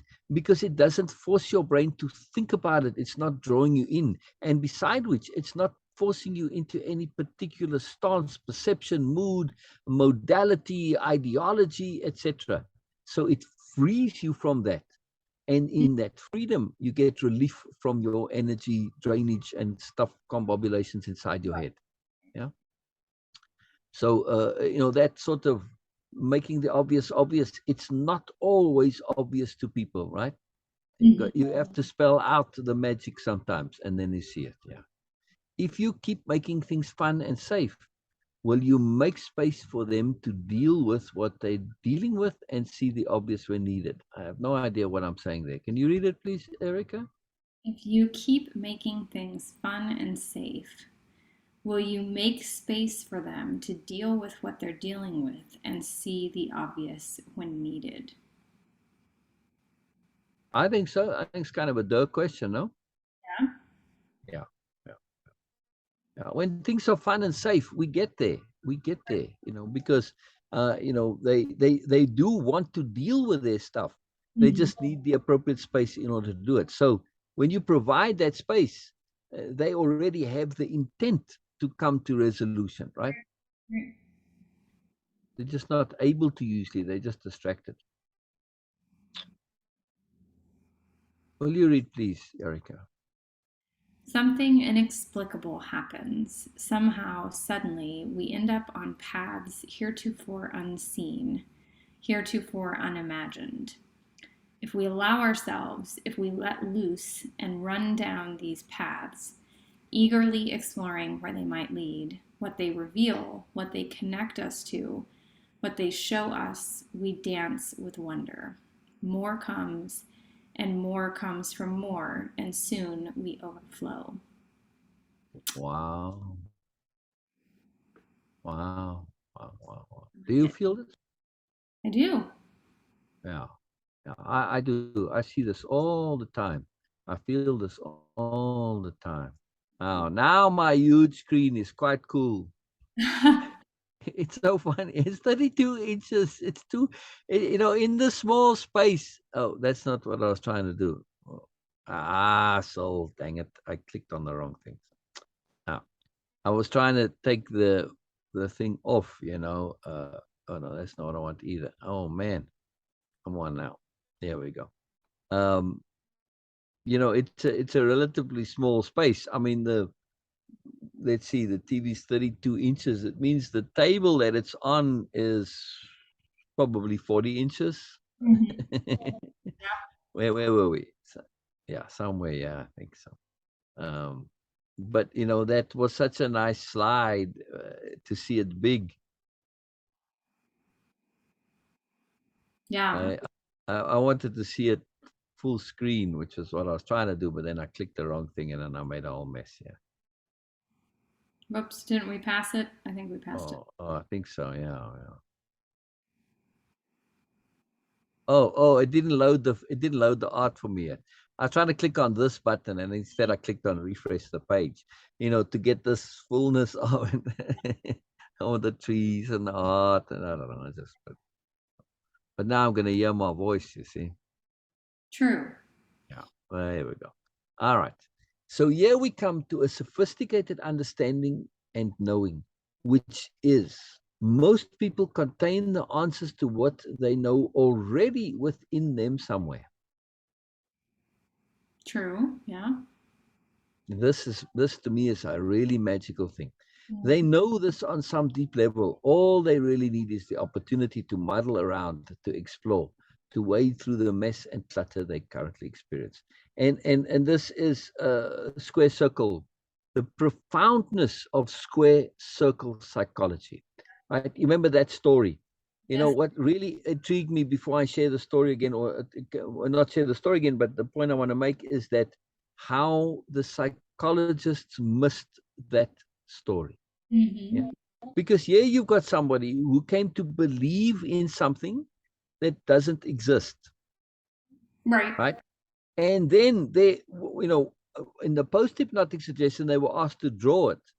And because they could not draw, they could not actualize what they believed existed, they became very stressed and upset. And when you look at people who are experiencing anxiety, worry, stress, problem, that's the issue. They are believing in a square circle, and they are insisting in the square circle being real. And this is where the stress comes from, Right. right? That's all of, psychology in the normal, going to a psychologist. This is it. This is really the heart and soul of everything. People trying to insist it's real when it cannot be real. Isn't that amazing? It's true. It just blows my mind how this is. Yeah. So, but also how we have the answers. They know at some level that this is so, but that belief is the problem. Always, when we come back to it in all our psychology, at some point, there's a belief that's believed to be real, a belief that's believed to be a fact. Right. Right. So most of our problems come from believing beliefs. It's incredible, right? All they really need is the opportunity to muddle around, to explore, to wade through the mess and clutter they currently experience, and to be able to get some overview zoom out, which is where, when you do this with yourself and you share, and, it's the magic of repeat backs and takeaways, you get to hear yourself.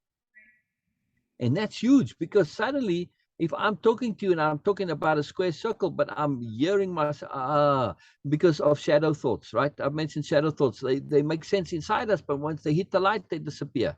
So this is the key. We need to have that bit of space for perspective, right?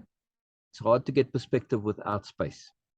Our exploration is an invitation to explore with patience, with mistake, with repeat and redo, with backtracking and re-exploring. Our exploration is thus also an invitation to practice. And that's what I so incredibly enjoy in our time together, is that we do exactly this practice. Yes. It's really, really cool. It's a great joy and a great pleasure. It's really powerful. Absolutely. All right, you read again, please, Erica.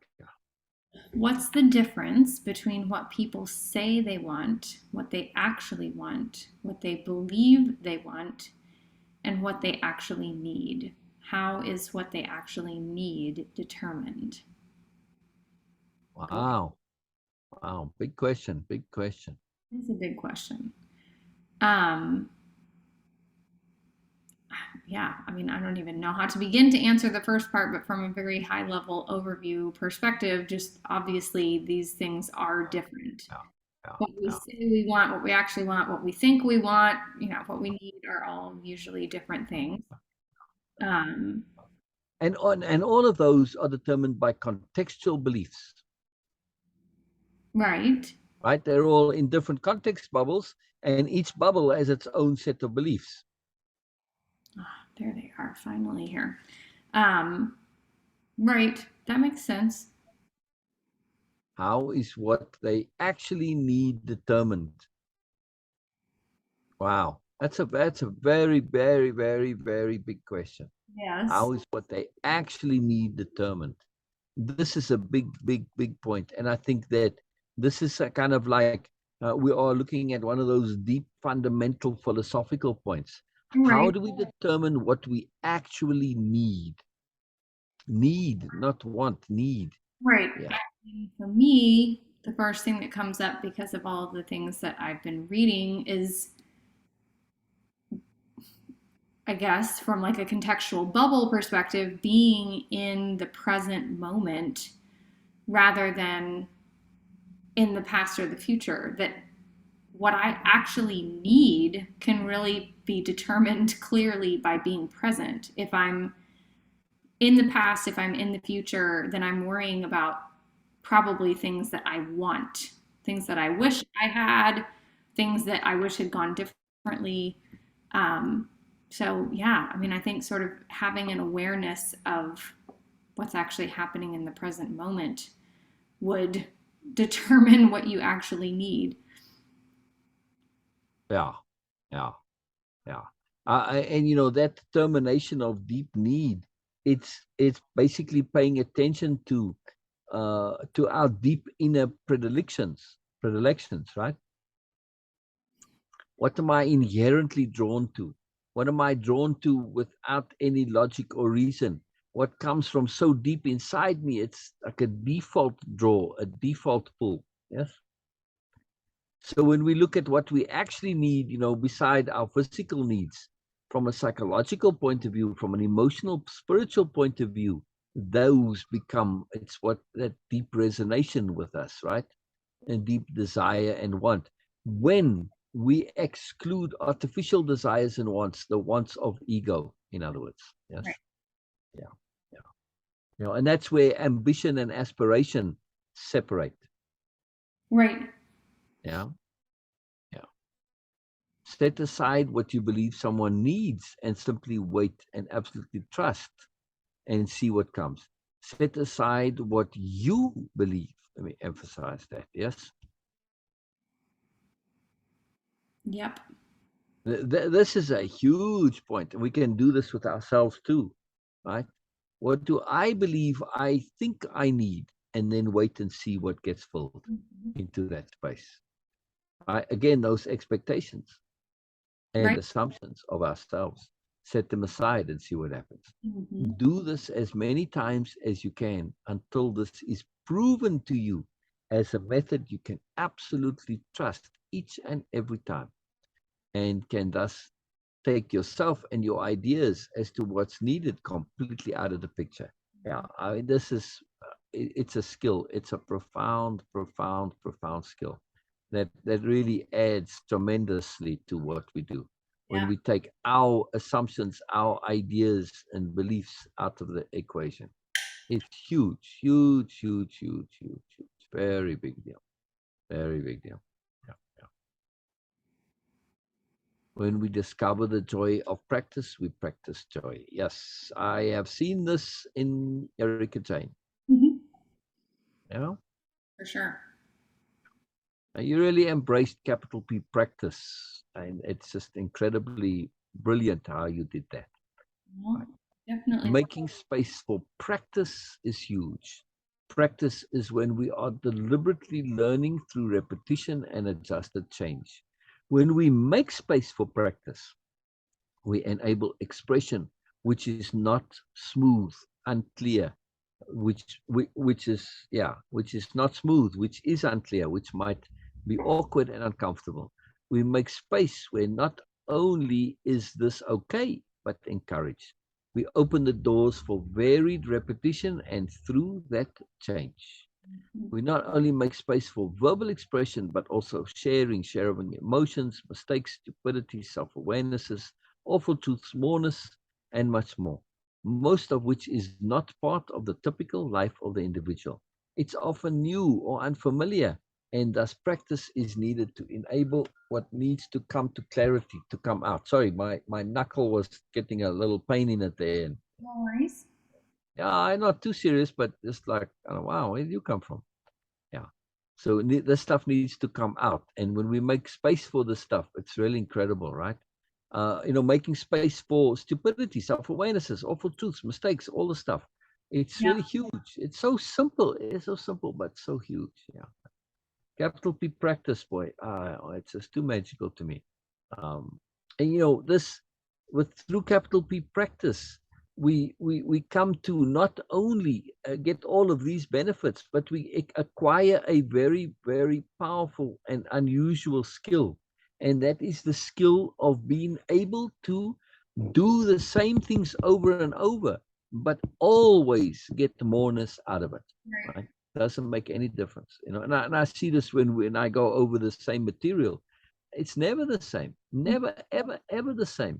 Yeah, yeah. This is a very odd slide, if you ask me. Right? It's all inverted. Yeah, yeah. Right. Yeah. How exactly do we make space? Was that the subtitle on the one before too? No. Oh, very interesting. Very interesting. Negative space here. We use our demeanor, attitude, mindset, emotional stability, expectations, equanimity, force of awareness, deliberate mood, sober positivity, and of course, our intent. That word equanimity is a very, very big power conception, right? it's one that doesn't get used often enough, if you ask me. People Mhm. all say, "Oh, I want peace. I want that." But what about equanimity? Do you have equanimity? Right. No. They might be striving for peace and calm and all this, but equanimity, no, because equanimity has so much depth to it. Yes, as in Right. yeah. Ha ha ha. That's what my background makes me think. When I first, I made it, okay, cool, and I save it and I move on and I'm making more stuff, and I get into making the stuff. I don't always get into the perception and the discernment and the appreciation. But now when I list them, then I've got to put in the art part for me at least. Yes, there's a lot of art in the making, in the art of patience, the art of diligence, the art of all that stuff.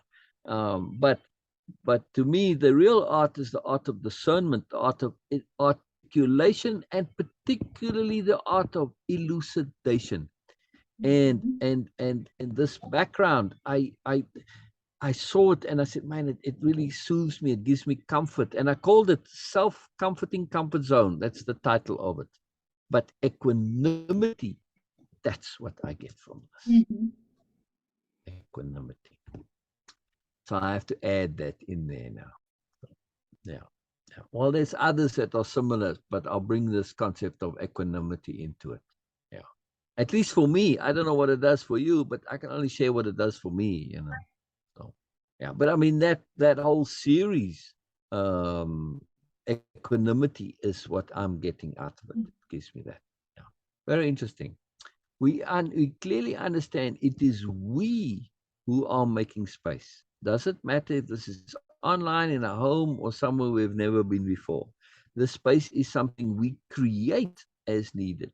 Space is more than the interaction, the immediate relationship, as we share an awareness of what is possible, even expected, what could be, what's encouraged, and what's okay to do and be.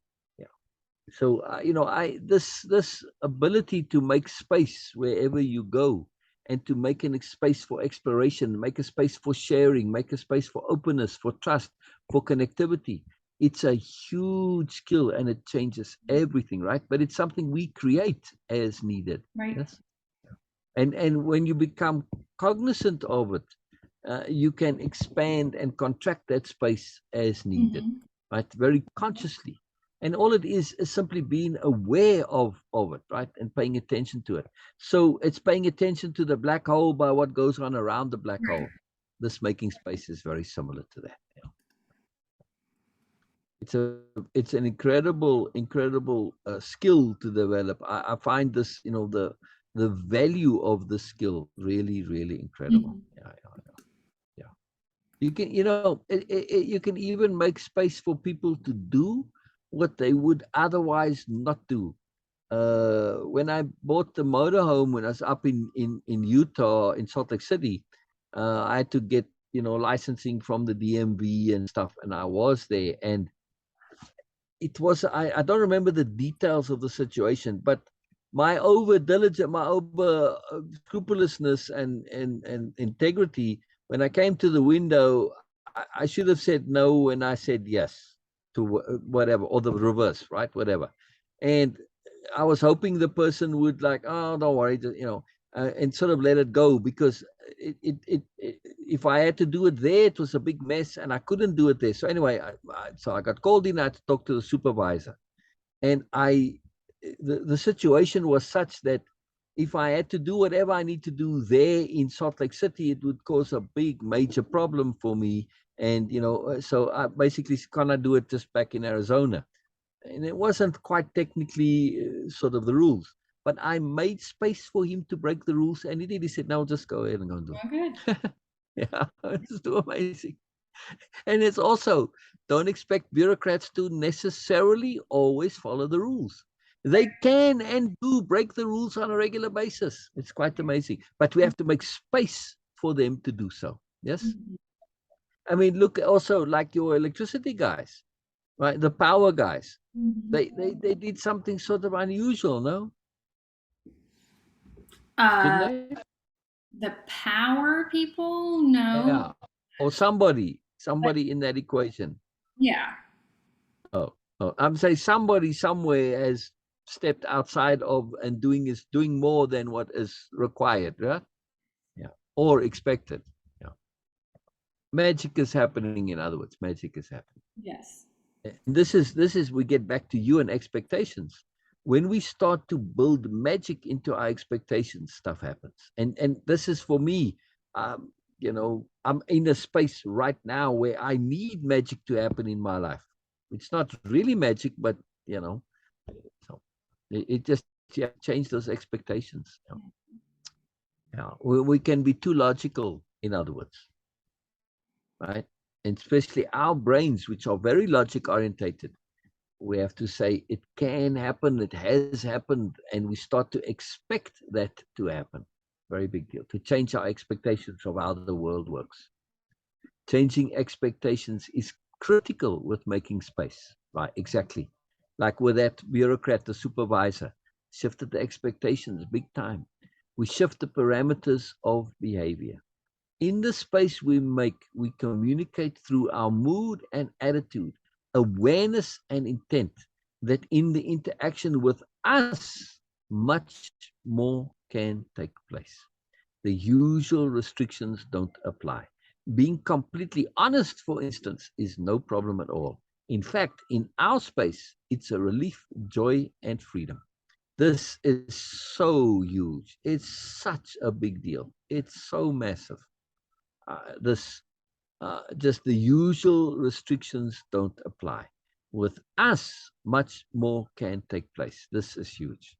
In fact, in our space, it's a relief, joy, and freedom. In our space, there are no judgments, evaluations, assessments, no critiques. In fact, we make space where the individual is seen as more than they've ever seen about themselves, even. Yes, there's a problem, but it's only a part of the person, not all of them. Again, that's only when we're dealing with problems, and we don't want to be dealing with problems, right? So it's a minor part of your wholeness, right? Whatever problem we are dealing with, and for the most part, we can resolve a problem by making space for a replacement. Right. Once you have the replacement, then the problem disappears. Mm-hmm. Our emphasized appreciation, our genuine. You read this for me, please, Erica. Okay. Our emphasized appreciation, our genuine positive perception of the individual shared via our greeting has already created a space which is different. We make sure this is not lost or changed. No matter how much the other may go into drama, self pity, grief, blame, shame, anger, whatever, we do not lose our personal space.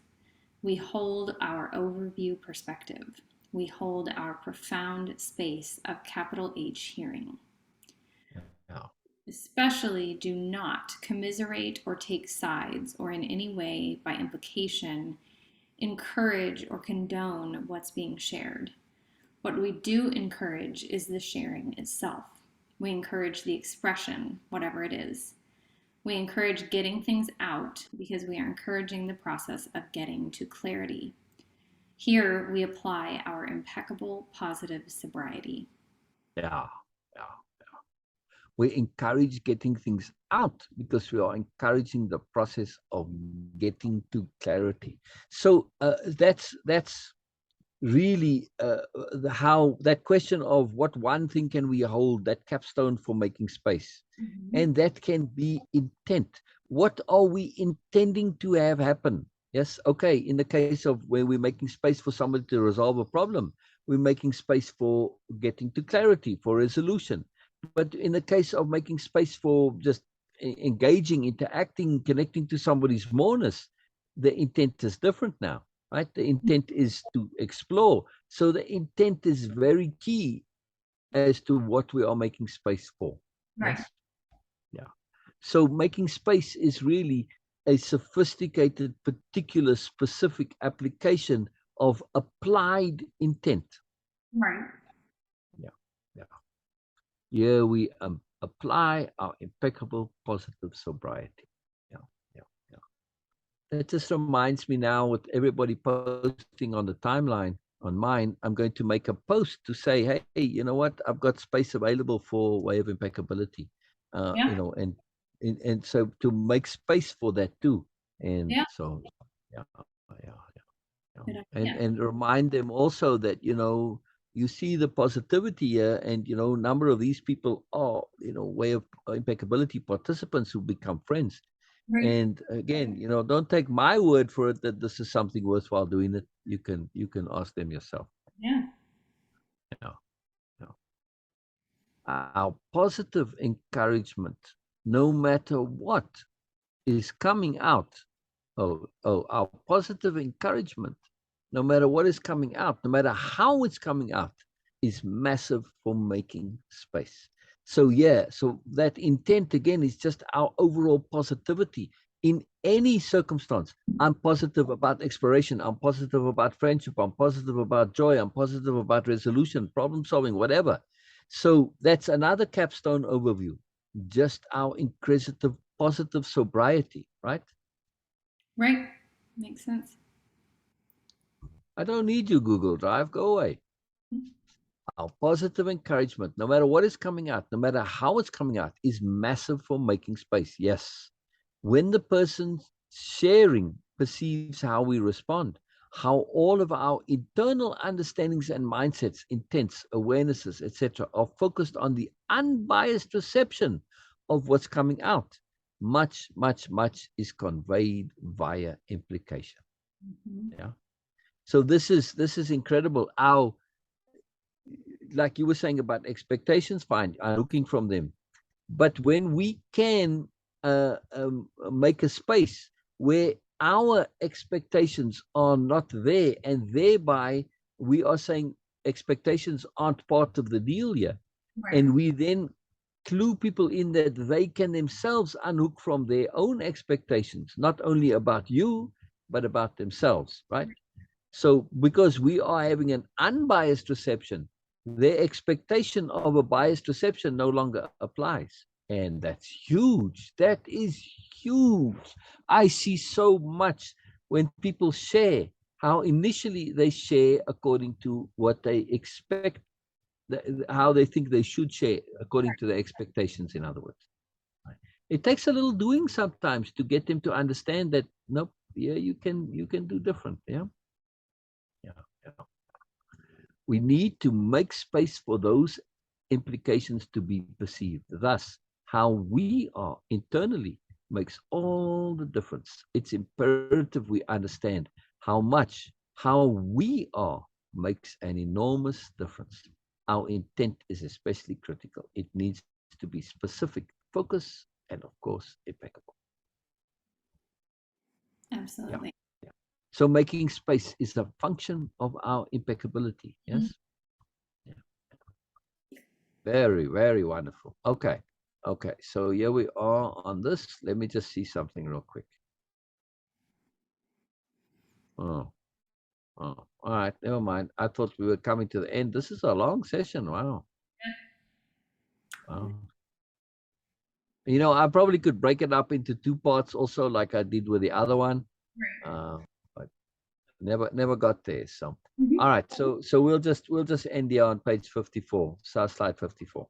I will make a note of it this time. Yeah. Not, How would you explain capital P practice to somebody? That's a good question to go away with, no? I'm typing. Sorry, I didn't hear it. How would you Oh, explain capital P practice? yeah, just something to keep in mind till next time. Yeah, that Yeah, is yeah. absolutely. Too wonderful, too wonderful, too wonderful. Very exciting, Erica Jayne. Very exciting, very exciting, very exciting. What I find so intriguing about this making space is that for me, when I go over this, I'm like, yeah. I know there's more to making space, but I don't carry it in my mind. Hmm. You know what I mean? The details. I know it when I do it, but I don't have it I don't have I don't carry the details inside the capstone with me. I have to go back and actually look at the pyramid to connect those. Whereas with other things, like all the stuff in a way of impeccability, I can name all the stuff in the capstone for you, no problem. But with making space and capital H hearing, it's not that easy because they're so subtle, they're so nebulous. They obvious on the one hand, and they're like a duh, and I know there's more, but I can't always articulate that more without coming to the slides. Right. It's really intriguing to me. And then when I see it, like I can't imagine what's more. But then when I see it, oh yeah, oh yeah, oh yeah. Isn't that intriguing? Yes. Yeah. Really fascinating to me. Really fascinating to me. True. Yeah. I find this quite remarkable how that works. Yes. Brilliant. What are you working on, Erica Jayne? Oh gosh, lots of things. Anything in particular that you're aiming for? Well, when I said it, I said, well, I was meaning kind of internally in terms of, like remembering stuff to practice and apply and develop an ability. Okay, like expectations. You're working on unhooking from expectations, I would imagine. Yes. But then when I said the question, I thought, well, yeah, the way I asked it, it could mean external stuff too, like working on getting the tree cleared or whatever. Yes. So yeah. Yeah. You didn't take any pictures of this? I have a picture of the down or a video of the downed tree. Yeah. Oh, I didn't see it. You didn't. Beena was on. She said, "Oh, look, Erica Jayne posted a story." Mm-hmm. I went to the place where stories show, and I do see them there. They show the stories. I scrolled through all of them. Nothing by Erica Jayne. Well, you probably have to go to if you go to my profile and click on it, I think it shows you stories that you've, like, if you've recently viewed someone's story, then it will show you that person's story more often or something. So because I think I did go there because Beena still said, yeah, that's strange. How come you can't see Erica Jayne's and I can? And I see other people's stories, but yeah, not yours. if you go to my profile and like click on my Yeah. profile photo, and it'll bring up the story. So Yeah, but I'm pretty sure I did that, and it still wasn't there. Yeah, Well, yeah. So I don't know. It just it's not like I'm not seeing these or not paying attention. I do, and I really made because I thought, well, maybe I missed it and everything. And well, all right, hang on. Before you go here real quick, I know you got to go and you got lots to do, but real quick.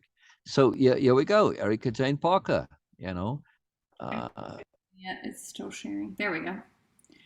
Where, So where must I click? if usually it lights up the profile picture if there is a story. If you click on my profile picture, does it just bring up the picture or does it take you to a story? On this, yeah, like this? No. There we go. Yes. I must click here. Try it. That's what usually happens. No, I just see beautiful you.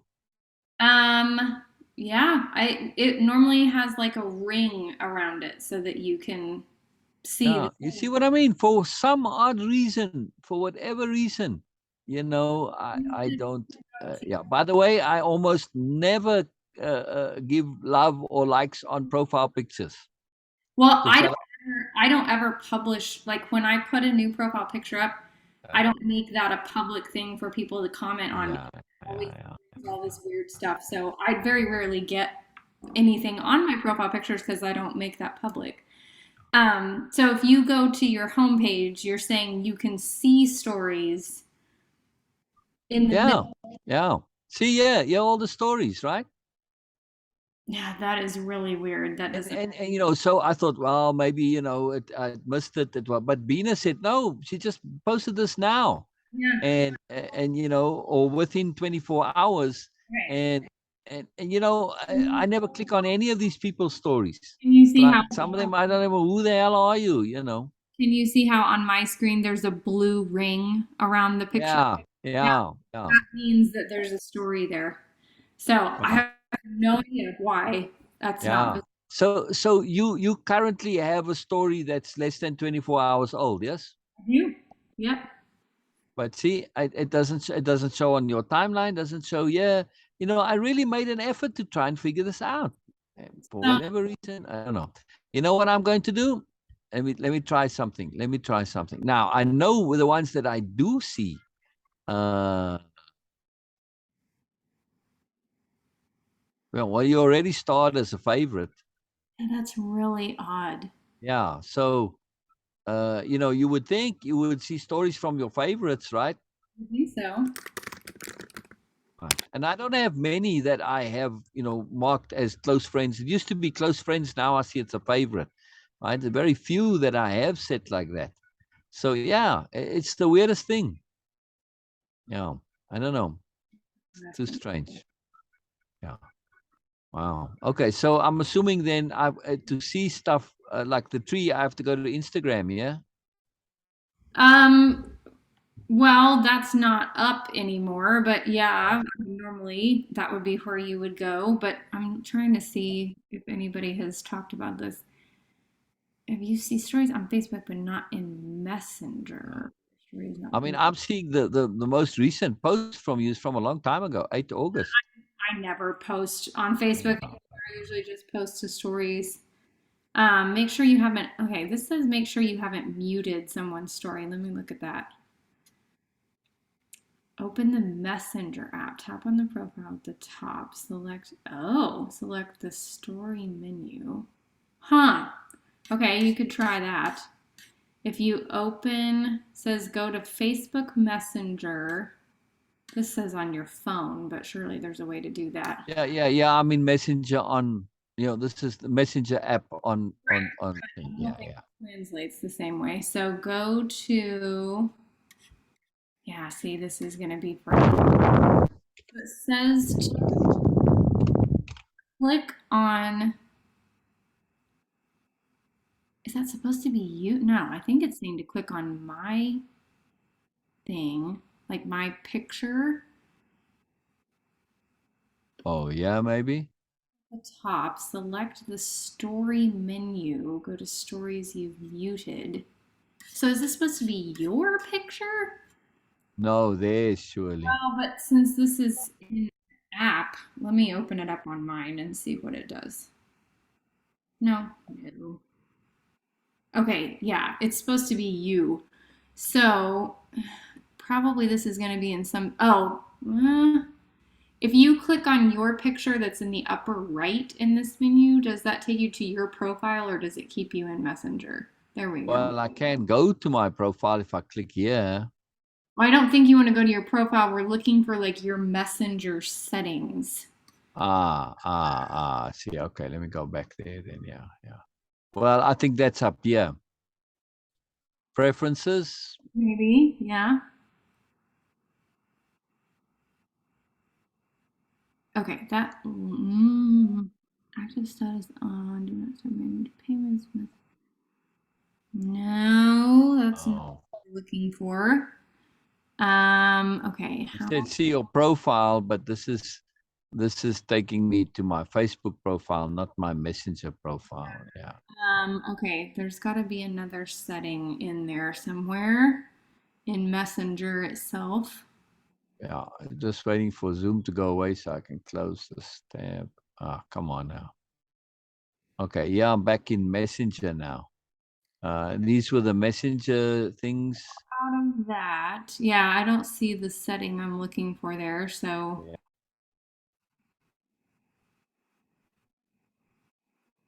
Yeah. Well, this is managing message delivery. Yeah, that's not what we're looking for. Reels, stories. Yes, stories. Allow other That's not it. stories. Nope, I mean, that's just on whatever it is. So, yeah. No, that's not it either.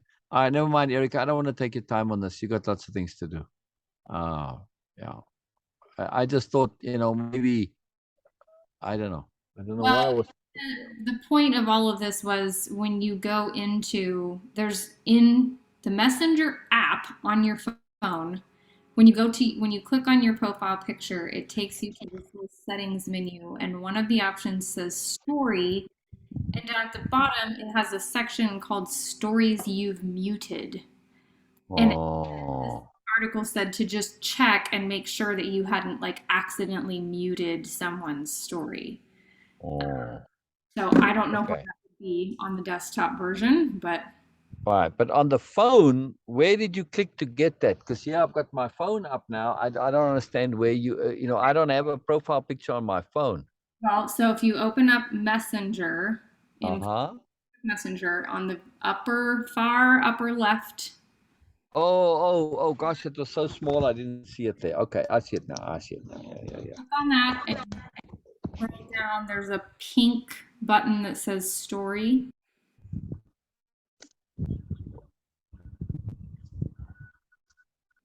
Uh, it's not pink, it's blue. It's under data server. No, not for me.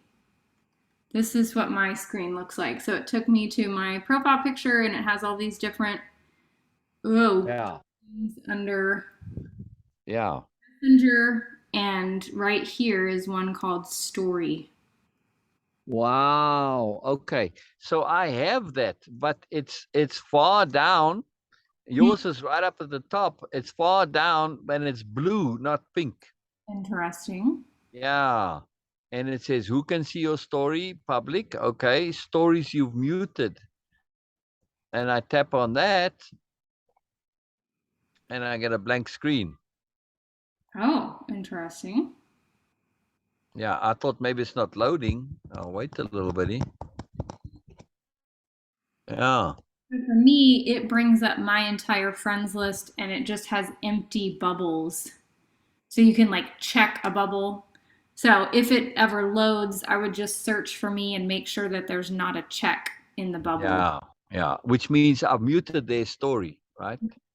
Yeah. But I mean, yes, my stories are muted. Yeah, Blank. if it's just not like mine brought up my whole friends list, so maybe it just hasn't I looked. don't have a single one on there because I've never connected with the stories. I don't think I've ever muted somebody, but that was a good way to do that. I've never muted anybody either, but it brings up your entire friends list so that you can select if you want. Oh. I'm So guessing, it doesn't bring up any. So I must have stories disabled somewhere. I don't know, maybe. Yeah. Wow. I mean, there's no. It says archive stories, and then that's off. Okay. But that's my story archive. So, okay, here's another question. If you do you have the Facebook app on your phone? I do. If you I go mean, this was the Messenger app. right, if you go into the Facebook app and go to my profile, I wonder if you can see the ring there. Oh, good thought. Where is Facebook now? Come on. Thought I had a button for it. I guess not. Oh, okay. I have to open up a browser and go to Facebook. That's interesting. Oh, well, that may not work because I'm not sure it would be the same. Well, I can go to the. I think at the end of the day, it's the same. Yeah. Facebook.com.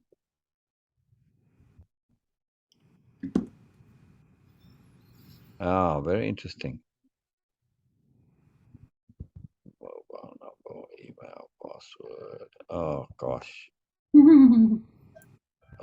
Oh, right. Okay, there we go. Okay. I don't know what my password is. Okay. Oh. All right. Yeah, I'll look. You gotta go. I know what to do. I have to get my password, login, and all that. So, but yeah, I'll see there. I'll see there and have a look there. I don't know why it's I weird. know, because I want to see your stories, dang nabbit. Yeah. That's pretty much the only place I ever post to these days. Yeah. And I thought maybe I just missed them. So I didn't pay too much attention.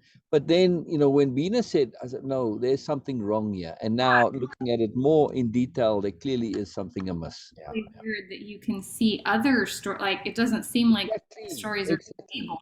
Exactly. I mean, all the people that I have no interest in whatsoever, it's inverted. So That's funny. it is fun. All right. All right. I will see you next week. We'll Okay. see you. Sounds good. Wonderful. Thinking of you. Wonderful.